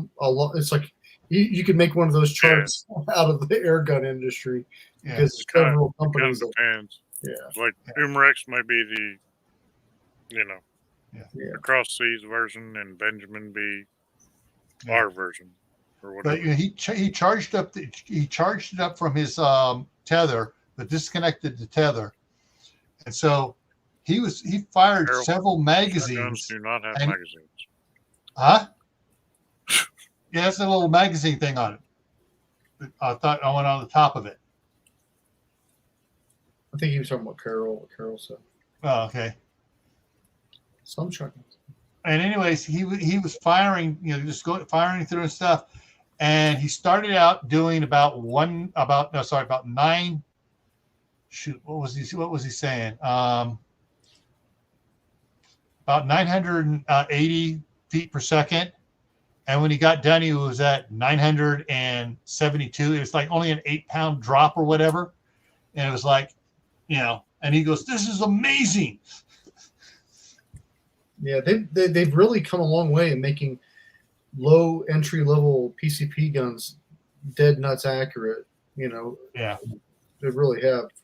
Yeah, I seen people shoot PCP guns right at 1,000 yards. Yeah. Of course, they have a ramping scope and whatnot. I'm still looking for the Blitz to be reliable, the full auto 30 Yeah, cal. the Hat Sand Blitz 30 caliber. Yeah. Oh, yeah. I watched videos of people shooting that through car doors. What do you think about the repeating crossbow that the Russian feller made? I haven't seen Oh, that. yeah, I've seen that. What? Slingshot, the slingshot channel. Yeah. Look, they're both Googling. I've seen it. I watched that channel. Yeah. The Slingshot channel. He's a pretty cool feller. He makes some cool His name's stuff. Jorg something. I can't remember. Yeah, Bjorg something. Yeah. Something German. Russian, I think. Is he? I think so. I thought he was no, he's German. I know he's German. Oh, is he? Yeah, because he did an episode about his ancestry.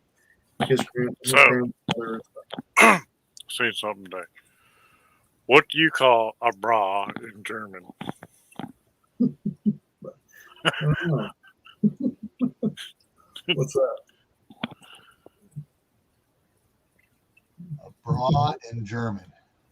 Come on. No idea. Think about it.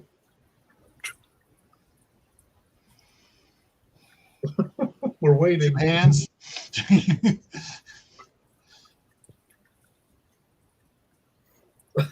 Oh, shit. He forgot. Brain farted. Brain farted. He forgot his own punchline. I just told my lady this.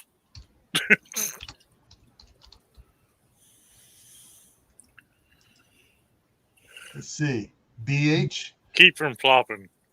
Keep them flopping. Keep from flopping. Oh, God. Yeah.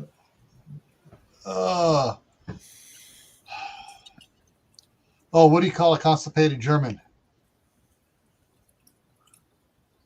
Far from pooping. That's what I was just like thinking. Far from pooping? So Courtney, yeah, write that one down for Courtney for far from pooping. Oh, do we know where Peter Pan's favorite place to eat is? Oh, dear Lord. Oh, This is going to get dirty. Yeah, crazy Russian hacker. Hackrick Homestead said it. That's what he used to be. Yeah. Well, I know his grandfather was in the SS, so I watched him talk about it because he watched all the stuff over there. I thought for sure he was in Germany. Wendy's. I wasn't gonna say it until you typed it in there. Hey. Man, I seen a video today.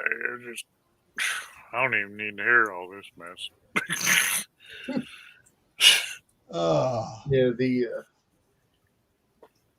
he has some really cool stuff on that channel. Like, Yeah. he has That such a daggone mind. repeating. I mean, built from wood. Yeah. He built a repeating crossbow from wood, and then that company started making them. You can buy one. Yeah. I mean, that's awesome. Even the you get the repeating crossbow. How's about the self-loading bow? You know, Yeah. all you do is draw it back. Dink, dink, dink. What's that other feller's name? The crazy feller that always like boom. I know you've seen him. Yeah. He does all them different reviews of different stupid things a lot of times. I think he's a Mexican guy. Is that the one you're talking about? Nah, he's I think he may be Russian or He speaks Spanish, though, right? Is it the same guy? no. But this dude, every time he does something, he goes, boom. Okay, different guy. Because my kid, he cracks up. He'd be like, boom.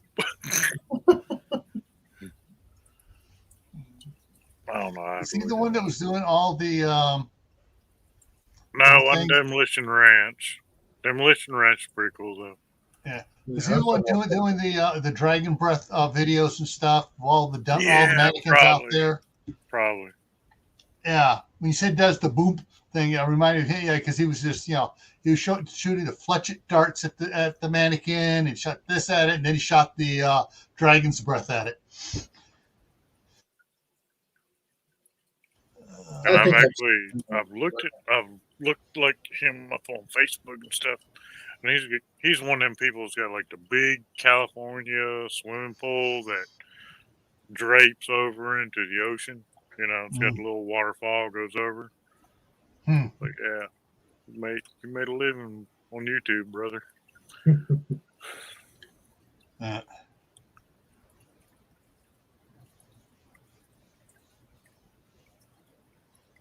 Oh, okay. Ooh. Check that. What's that, T-Boy?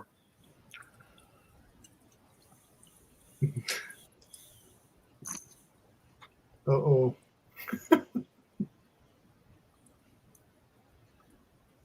Yeah, rude neighbor called my dad a dumb.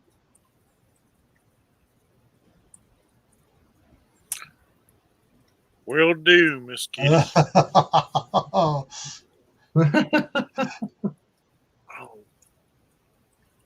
T-Boy, you can use mowing for that though.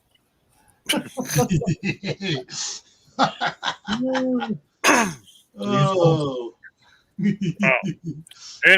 Any of y'all watch Ginger Billy? Yeah. Did you see his new video today? No, I haven't seen any new ones. No.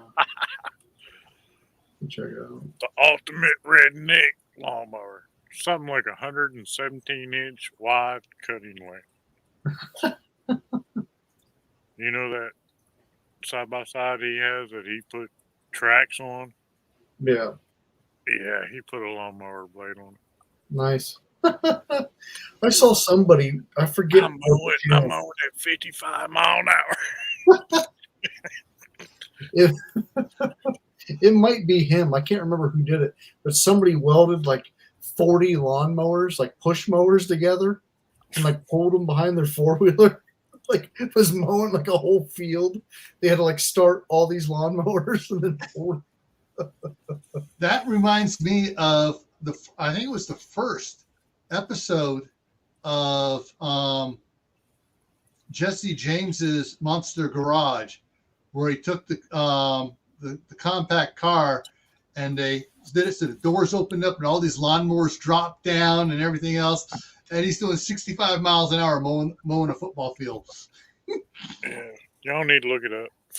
Yeah. Ginger Billy, though, he kills me. Yeah, I guess. Remember his videos last summer? I hate the South. Trying to mow. You just mowing a bunch of dirt. Flies everywhere. Your sack's all sweating and all this mess. Got swamp butt. I like the motorcycle with the mower on the front of it. It's like, I'd like to see him. Red Green. Yeah. What's that other feller's name? Watched a lot of Red Green as a child. What's that other feller's name? When he was on tour. Catfish Cooley. Oh, Remember him? I ain't seen him for a while. He's still around. He's still around. I see his But stuff. they were on tour together. Chocolate peanut butter desserts. People say Buckeye. Chocolate peanut butter desserts. When people say Buckeye. There you Yeah. go, Carol. And That's what I hear. When the Cosmics were here, they bought some Buckeyes to take home with them. I have some people I know that, they're Ohio State fans and, whatever. Look, I'm a Duke fan, and now I'm like brokenhearted now. I've been a Duke fan for over 20, 30 years. And Coach K retired. I've never been a college sports fan at all. I know I'm weird. I really wish they at least took the daggone. I wish they took it all this year. They come close. You know, the last time I was into any sports was back in the I was in the 70s into the 80s, and that was the Pittsburgh Steelers. Because living on the North River with the Grand Canyon, we only got one football team being broadcast to us. For some reason, it was the Pittsburgh Steelers. All their games. Of course, that's when you had Franco Harris, Ronnie Lott, Damn Steelers. Rocky Blyer, and all those guys. I'm going to tell you, being a Duke fan, I spent a lot of time working around Kentucky. They ain't like me much in basketball season.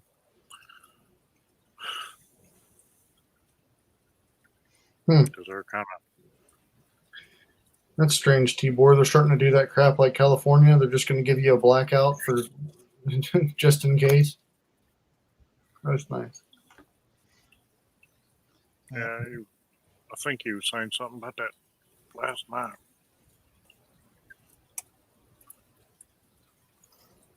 Ever watch Daniel is If People Laughed?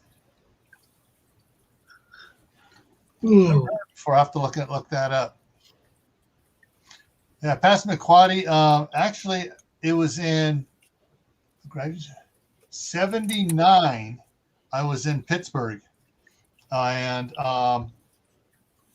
we got invited over. A bunch of us got invited over to Jack Lambert's house for a barbecue, and Jack Ham, Rocky Blair, Franco Harris. You know, they're all there. It's like I was like, my gods. Tibor, I was 23. I was about an hour south of Louisville, so there was a lot of Louisville fans too. But, you know, I was still Duke diehard. I almost had to be one of those Ohio State people. That's where my daughter was going to go to school, but it didn't work out. So I was like, oh, thank God. I remember. You said when you said that, you know what popped in my mind, Dustin?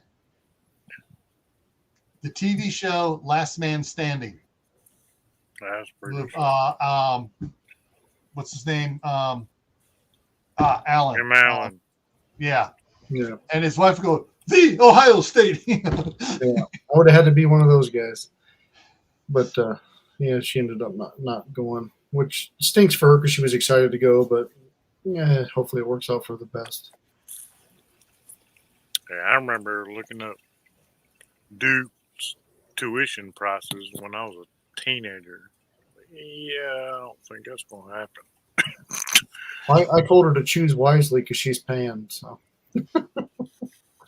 So it's like I couldn't afford to do it. So I tried to instill in her, don't get a degree that you're not going to use, because if you graduate with this fancy degree that don't do you no good, how are you going to pay that back? Yeah. What was funny is my brother's boys. None of them went to college, and they went to the local community college for some classes, but they all went into the trades and became to the unions and stuff. Joseph, my favorite nephew, is a superintendent for the East Bay Municipal Utility District, East Bay MUD, they call it. And he is pulling down six figures. And, it's just like, his educational bill was paid off even before he went to, because he went to work for the same company that my brother and I worked for, Mountain Cascade. He went in as a laborer. He was in as a laborer for a year and a half, and he got into the operating engineers and was an operating engineer for a while, and then became a foreman.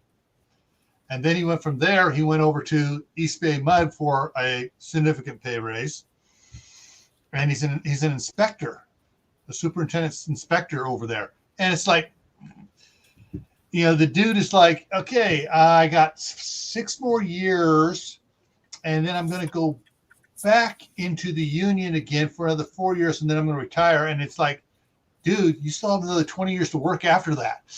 And he goes, nope. I'm going to win the lottery. I remember when I was a young electrician,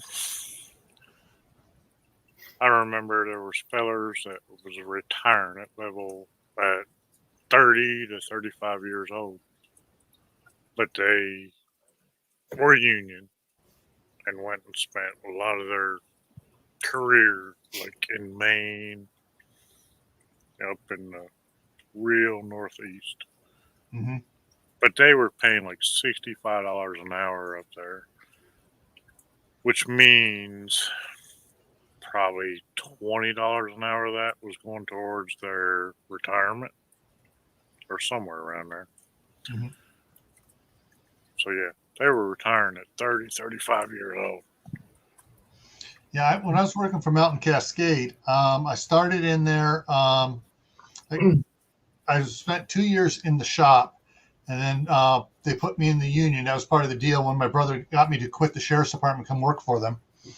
And when I would join the operating engineers union, running the lube truck, I was making $65 an hour plus $6.58 an hour vacation pay, and that went to a vacation fund. And so I could draw on that anytime I wanted to. But most of the guys, construction, you work all during the summer and stuff, and you save up for the wintertime off the vacation fund. Well, being on the lube truck, I never was off during the wintertime because there was always a crew working somewhere. So I was working year round. And the company Mountain Cascade also had profit sharing.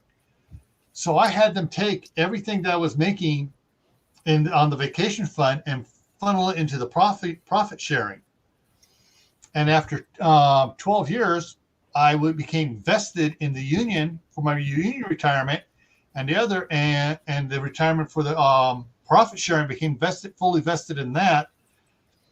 And that's when I decided, okay, I need to go back. I'd gotten so many injuries and stuff, and I was like, all right, I need to get out of this while I'm still able to walk and stuff.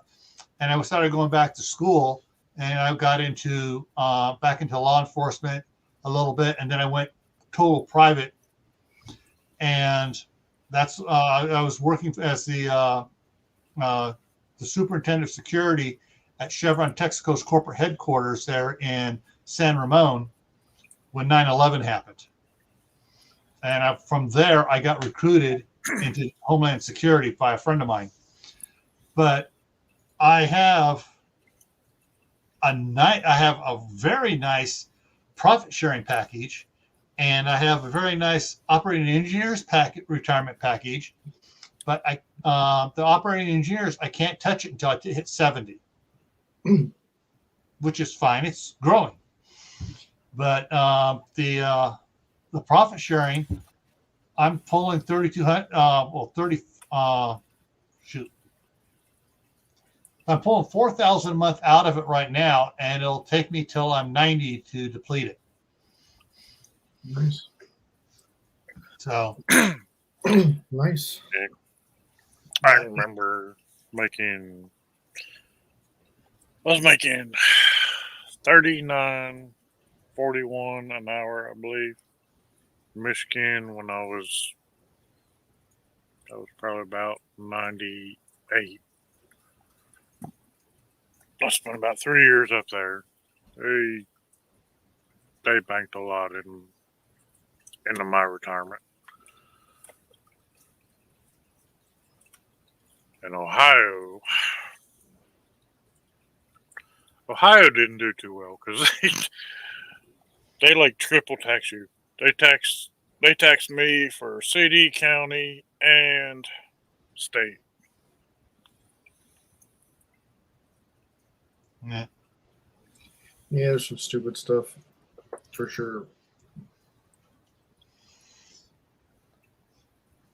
Well, it's funny. We had we had a bunch of some of the laborers were actually plumbers that were working for us, and the way it worked, they had to have one that was in the steam fitters union as a plumber in the steam fitters union. They had to know how to do these certain things. So and if they had one in there, then they wouldn't bother the rest of them, even though, because they were broken up into different unions and stuff. But the one guy that was in the steam fitters was making twice as much as the rest of them. But he was also the first one to, in the wintertime, saying, okay, I'm going on vacation. Some of the other guys who worked during the wintertime, he'd head back down to Mexico. And for the winter. And in early, I guess, middle spring, he'd show back up again. All right, let me know when you want me to come back to work. All right, it was right there. As soon as he showed up, all right, fine, you're back. But he was making $75 an hour. He always had a good tan, smelled like coconut oil. He went back home down to Mexico. And here's the thing is, a lot of our laborers that were from Mexico that had their cards, had all their proper thing and everything else. Rubio would come on the job site and they'd turn and go, you go talk to him. We can't understand him. Because he was from a part of Mexico that had a weird dialect and none of them could understand him. Nice. But he was an expert plumber.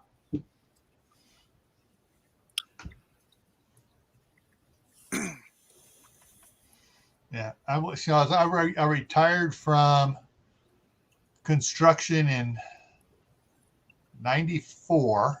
I retired at the beginning of COVID. And then I went to work, went back. I started going into was it '94? No, scratch that. '94, I switched to I went to Reggie Huey's for a couple of years to help him out, and then I retired '96. And then I started going back to school for a couple of years and got in there. And I was at Chevron Texaco, that latter part. But I was at Bank of America corporate headquarters from '98 to 2000. From '98 to 2000, right? And 2000, I went to Chevron Texaco. But I did the total refit of Bank of America's data center in Concord for Y2K. Set up on that for all their emergency preparedness stuff in case everything went. And so as soon as at January 5th is when I left Bank of America and went over to Chevron Texaco. And then, of course, 9/11 happened in 2001 and went to Homeland Security, helped set Homeland Security up. I was 17 in 2000. You were 17 in 2000? Yep. Y2K, I was 17. In 2000, I was during I'll tell you, I made a lot of money when Clinton was in office. I'm just going to say. Yeah, so I'm just doing my math here.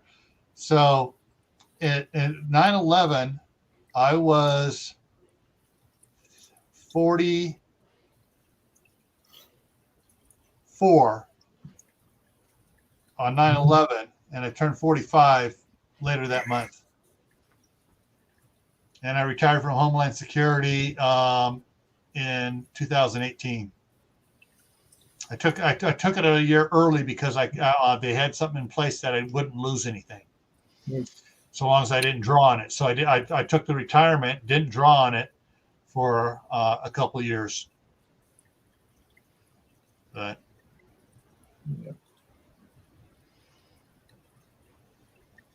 It's crazy. It just seems like a blink of an eye, and then you look back, you're like, "Oh my goodness, that was a long Carol, time." you're 3 years older than me.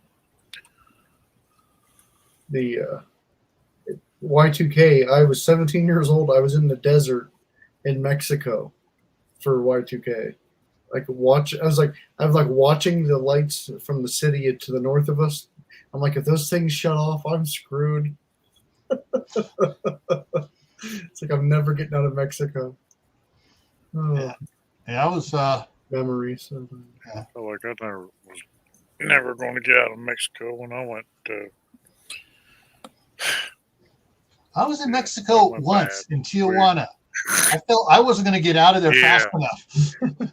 I mean, I'm gonna tell you, after I've half been an to hour, I Mexico told my wife, "We're out of here." I've been to Mexico several times in different areas.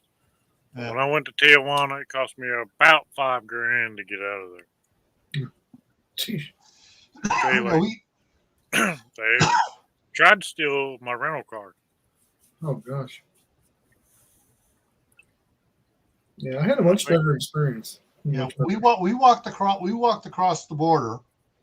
Yeah, So I told her there's no way I'm driving my truck over there. We walked across the border. About a half an hour, I said, "We're out of here." We almost got in a fight. I said, "No, we're leaving now." And we took off. I took off. They, her and her girlfriend and husband followed me. After we got out of there was a bunch of shooting going on down there. They were all mad at me till they heard about the shootings.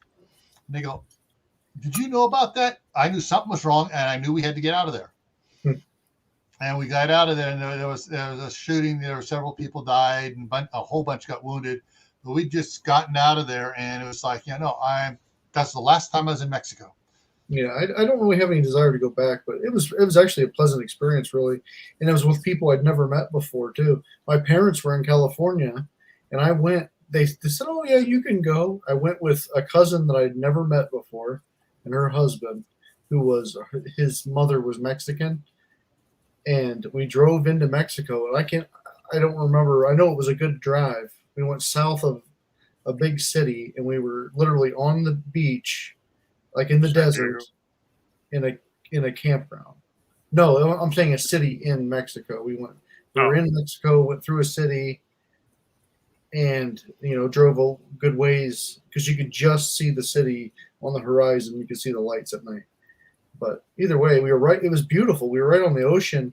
There was whales out there, coming up out of the water. There was dolphins and everything. It was an awesome time, but I definitely wouldn't have let my 17-year-old kid go to Mexico by himself. Mexico City. Maybe. I don't know if it's that far, but I know it was in Mexico City's in the middle. It's not out near the coast. Yeah, this was something along the coast. I'd have to look at a map maybe to figure it out. But I was 17. I'm just in the back seat driving along.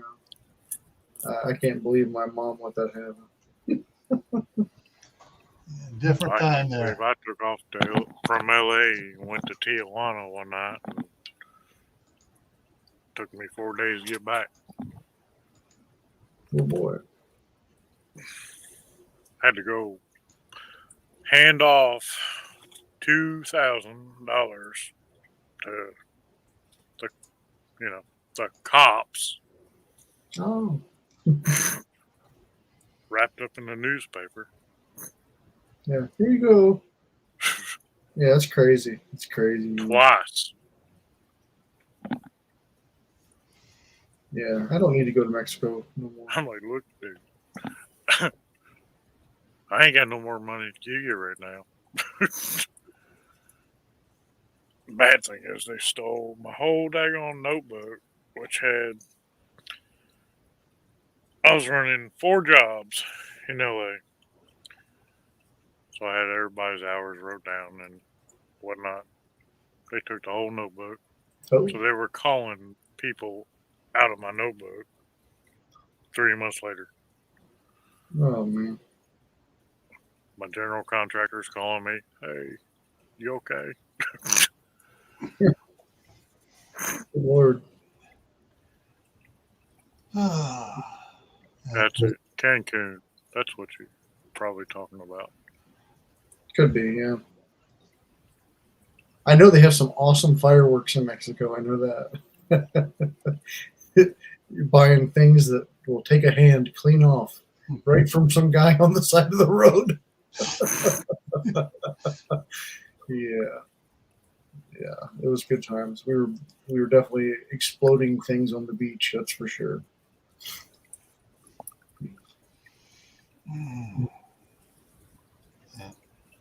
You can't own a firearm down there, but you can buy a half a stick of dynamite right on the street corner. Oh, you can buy a firearm on the street corner. You just got to know who, Yeah. But legally, you cannot. You can buy a big old bottle of pills too and bring back with you. Yeah, legally. You go to the Across pharmacy and say, "I need X, Y, and Z," and they just give it to you. All right, guys. I got a lot of stuff to do in the morning, and so I'm going to wrap the midnight ride up here, since it's after midnight for me now. We wrote it out. We wrote it out, and so just one final thing I want to remind everybody is try to get something, because these power outages are going to continue and get worse this year. So get something. Stockpile everything they can. Yeah, I mean, as far as power line, if it's if it's a Jackery, if it's a Blue Eddy, if it's whatever, get a power station that can handle your refrigerator, freezer, stuff that you need, that stuff, and it has the ability to have enough solar power feeding into it to keep it charged. That's the problem. It's making sure it matches up. Like I said, that little cook kit thing I bought for like $13. Yeah. You know, it's something you can throw outside, and if power does go out. But yeah, I mean, it's like a Sherry. I mean, I think they lost most of the stuff in there, and they had. I think she said they had 2 freezers plus the freezer unit. That sucks. Yeah. So, yeah. And remember, you don't have to run your generator full time for your refrigerator. You run it for a while, you run it for a half an hour, and you give it a couple hours. You can fire your generator back up again, cool down the refrigerator. You don't have to keep it running full time on that. That way you're not wasting gas. Yeah, I'm glad because I've never really had to mess with one. I'm glad you had talked about. Okay, I knew this was going to have got a question here. Okay, best bang for the buck. I'm going to give you a YouTube channel to go to. I'm going to bring it up here and show it to you here. It's called Minuteman Prep. M-I-N-U. It's Ben Gilmore. He lives about a mile from me here. He's been reviewing these things for years. Minuteman Prep. Minuteman Prep. Okay, there it pops up. Okay, so I'm going to share it here. This is what his logo looked, Minuteman Prep. And 90% of these ones that he has, he's bought himself. There's a couple of small ones that people have sent him to check out, and he said problems with a couple of those. But so you're under videos now. Scroll down to this one here, the spreadsheet. That's the one you want to go to. Ben's been compiling this. And we got an ad. Idaho ad at that. Okay. And let me mute that so I don't hear it and stop that. So once you're on here, has a video, goes through and explains what the spreadsheet is. Here's the spreadsheet right here. You can open up the spreadsheet. You can't change it or anything, but you can open it up and go through it. And he has the micro cap, feather cap, light cap, middle cap, heavy cap, and ultra cap. That's capacity. And it has the solar input, battery capacity, inverter capacities. Okay.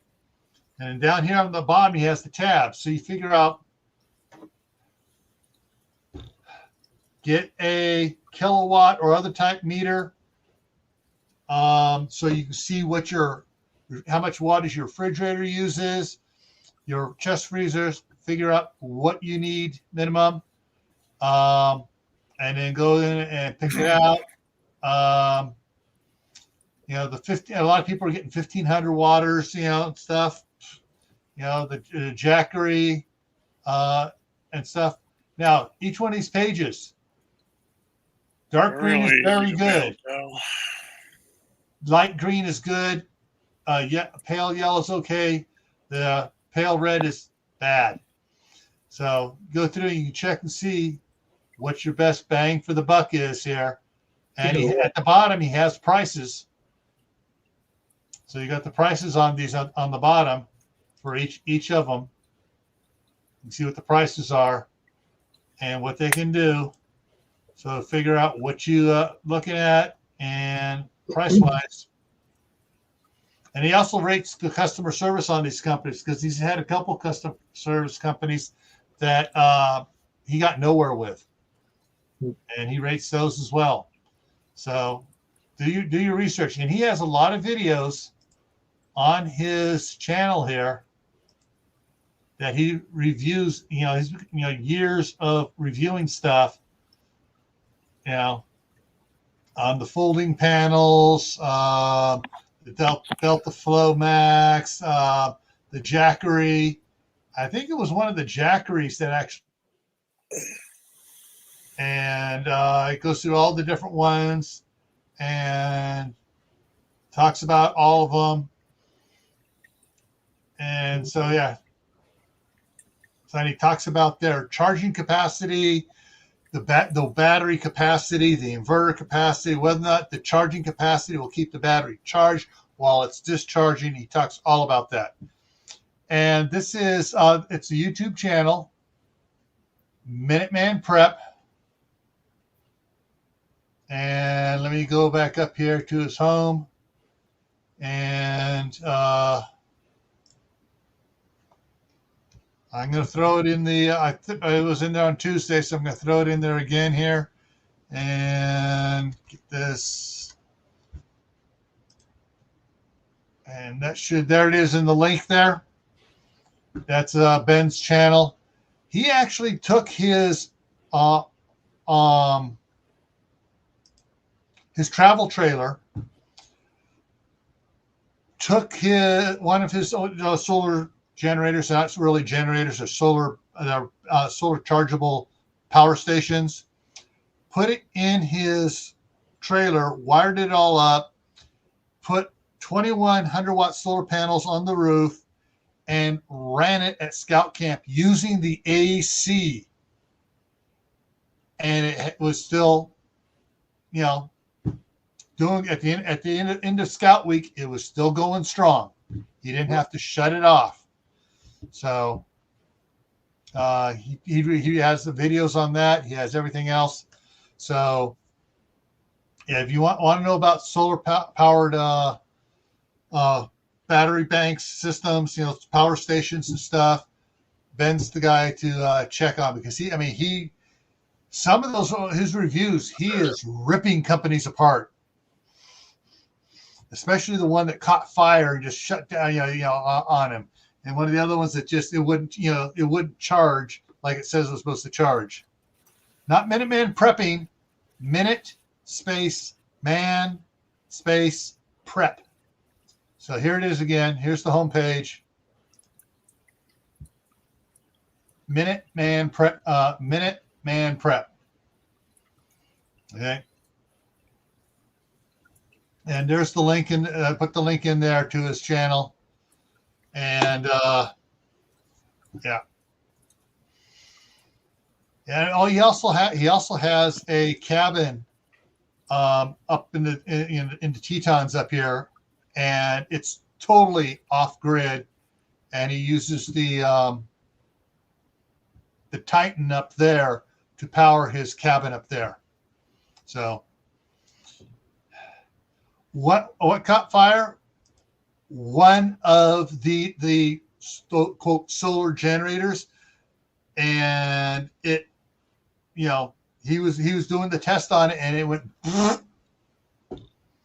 So yeah, and he has the video on that, you know, on there talking about it.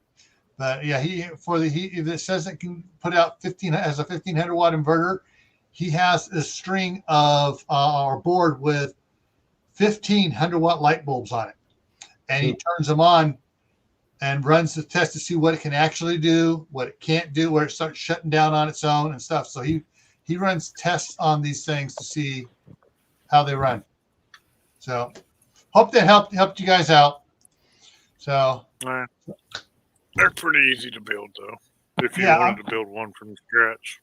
Oh yeah, I mean, I have all right. I have this one down here, the Kodiak. It's sitting down here at my feet. The one behind me that you can't see is the Goal 0400. I got that one, and that's my generator. You can see over there with the Furman generator.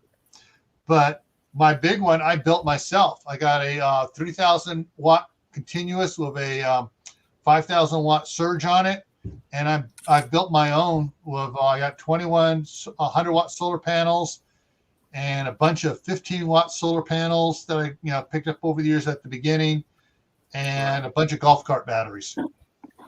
Right. Now I ran in California my window AC off the solar, so to keep our electrical bill down, and it paid for itself in 2 years. All the panels I got and stuff. What the price of Pacific Gas and Electric. You want to talk about the feeling like you're being bent over a barrel. Anyways, yeah, it's you can build your own. And think of it this way: you buying one of these systems, they're making money. They got to pay their people to build it. They buy the equipment, put it in different parts, put it together, and basically what they are selling it for is twice what they put into it. Right. That's common business practice. Well, it all comes down to having the connections of where to find the parts too. Exactly. Most common people don't know. Right. And that's where we come in. Yeah. And read at Manifestations of Imagination. I'm going to throw his up there this time. Manifestation. Okay. Of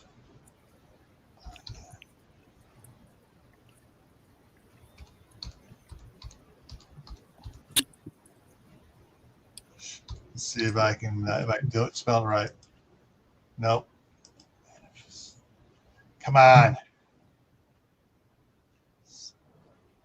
Station. Come on.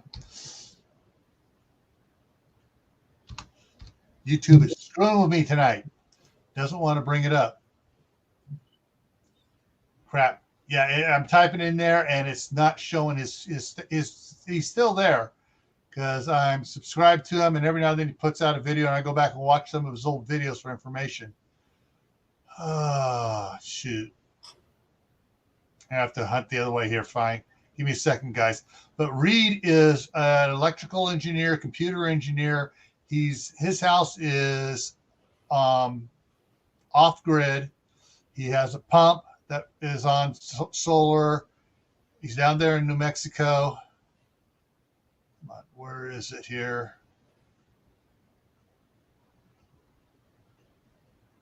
It's not. Shoot. I'm not subscribed to too many channels. I am subscribed to way too many channels and watching. I don't get all, and the problem is the way it does. Since they no longer send out emails, they do that notification, but it only shows 5 notifications at a time for me. So that's why I miss a lot of people's stuff.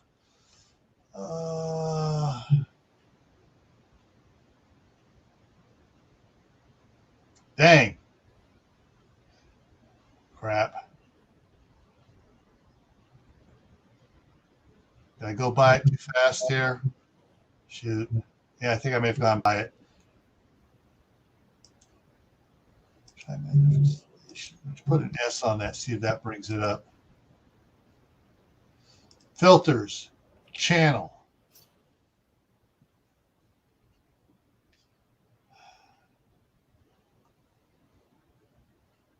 Huh. Did he change his channel name then? I don't know. Manifestation. Okay, no.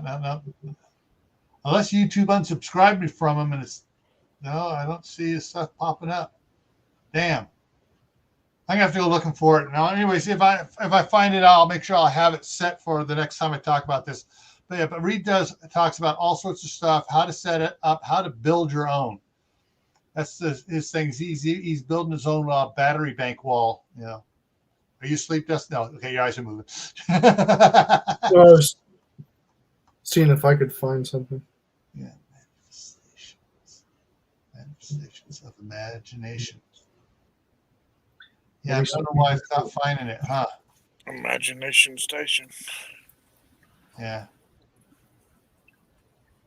I have to go through my stuff and look at it differently. But yeah, it's weird. So, what's your hottest pepper you got going on, Dustin? Probably some of the probably the chocolate board. From what I hear, is pretty good, pretty like mind blowing hot. But I've got a lot. Got the Primatali. I got some different Reapers going.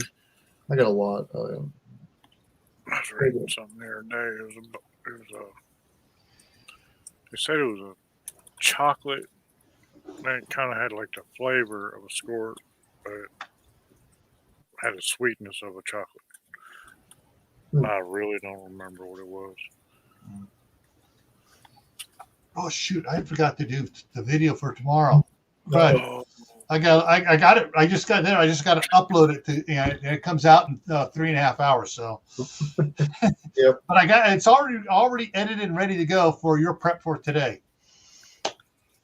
And actually, what is your prep for today? Take a look. See here. Ready to load. It is. I think. Hang on. Look on the other one here. Make sure I do this right. Content. Butter is number 140. Did I miss one for today? No, you posted one today. Okay, other butters was today. The one tomorrow is on grape jams and jellies. Oh, gotta have those. Yeah. I have mango marmalade. Apple butter out the wazoo. Yeah, butters and stuff. The other butters was today. We have 4. Yeah, the butters was today. I got so much apple butter. I don't think we have 4 pear trees. And I said something about that. Yeah, I'll email Reed and find out if he changed his channel name or what's going on with it. But, yeah. Yeah, we have all kinds of elderberry around here. Yeah. Passion fruit. Oh, for those how many are still in here? How many are still in here? We got 13 watching. Okay, for those that are still watching, where is it here? Nice. There it is. On my Camp Patton Family Compound channel, the 2,500 subscriber giveaway is Monday, June 27th. Nice.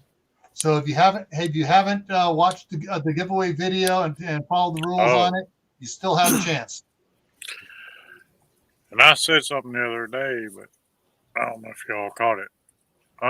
Living Traditions Homestead is giving away a freeze dryer. Oh. This week. I think it's the 18th. They're giving it away. That'd be tomorrow. That would be Saturday. So if you watched their video, I think they posted it on the 11th or 12th. And comment on it. There you go. Yeah, I've missed it. I haven't got to watch a lot of the big channels. I haven't watched much of anything, but I seen that because it popped up on my birthday. Yeah, I'm gonna But- check that out because I could use one of those. I mean, that's a $2,500 deal there. Yeah. So, and I mean, they're giving away the upgraded pump and extra trays and all of it. Nice. Living Tradition Homestead. Yes, sir. They're actually one of my favorite channels. Yeah, me too. Our garden is because Yeah, there it is. Here's the video for those. YouTube screwed me again. I actually started following them because I seen her. They unsubscribed me. That's why I didn't know anything about it. I seen her posting stuff about foraging. That's how I actually found their channel. Yeah, I know they grow for Baker Creek. Yeah. Baker Creek. I buy hundreds of dollars of seeds from them every year, though. But I know a lot of people have had seeds fail miserably this year. Carol, here is the link to that video for the Carol, all you got to do is comment on it. Yeah. it's funny. I grew these. Courtney didn't know what kind of carrots I grew. It was like a free seed packet. I grew the Uzbek. They're like a yellow carrot. Yeah. And Courtney's like, "There's something wrong with these carrots. They're not any good. They're green." And I'm like, "There's nothing wrong with the carrot." I said, "That's what color they are. They're green around the top and yellow." I'm like, "They're normal." So I had to go. She like left it on the ground outside. I'm like, "There's nothing wrong." Oh, is that the one she pulled out in that video today? Oh, she kept saying it just doesn't look good. It just there was nothing wrong with that carrot at all. It was just the type of carrot she wasn't I used to felt like seeing. telling her, girl, at least pick that thing up and toss it to the chickens. Something. The chickens are picky; they won't eat the dang carrots. What But the heck? either way, I went back out there and picked that bad boy up. That was a good sized carrot. Yeah, that was a good sized carrot. Yeah, they don't grow real long. Like We it's fail like- miserably at carrots. It's like a stubby. It's too hot here. Yeah, you got to have like cool temperatures to get them to germinate for sure. And then it's just like I don't know. We do pretty good the way our garden's set up because the way we plant things, we get the shade from the other plants. It's Yeah. kind of where we put our onions in the shade of the peas. Pretty soon we'll be harvesting those peas. So, Well, I mean, y'all are working on peas. I'm working on beans, yeah. like green beans and whatnot, cucumbers, all that, All right. squash. All right. Just Well, I checking mean, stuff you know here. how it is. It's different. Yeah. Oh, yeah. And of course, what just happened in California here was Martinez Hatch put out a news alert. Warriors win 4th NBA title in 8 years. Whoopity-doo. They're going to be rioting in the streets of Oakland. Someone's getting stabbed. Yay. No, stores are being broken into in celebration. Liquor All right, store. folks. I got to wrap this up here, and Yeah, I got to do go. it here before I can get to bed. But Hat Creek Homestead, yeah, I am on Facebook, but just email me. It's on my About page. Yeah. Man, we can talk from there. all righty, folks. Remember, stay happy no matter what life throws at you. Stay safe. Don't go out and do anything foolish. Keep adding to your preps and plant a garden. If you have a garden, expand it a little. Right, Justin? Yep. Every year. All righty, folks. Stack them jars, brothers. Yeah, stack them jars. Oh, I did pick up two more 12 packs of quarts and a 12 pack of pints today at Walmart. They actually had some in stock. There you go. I got All righty, a lot folks. out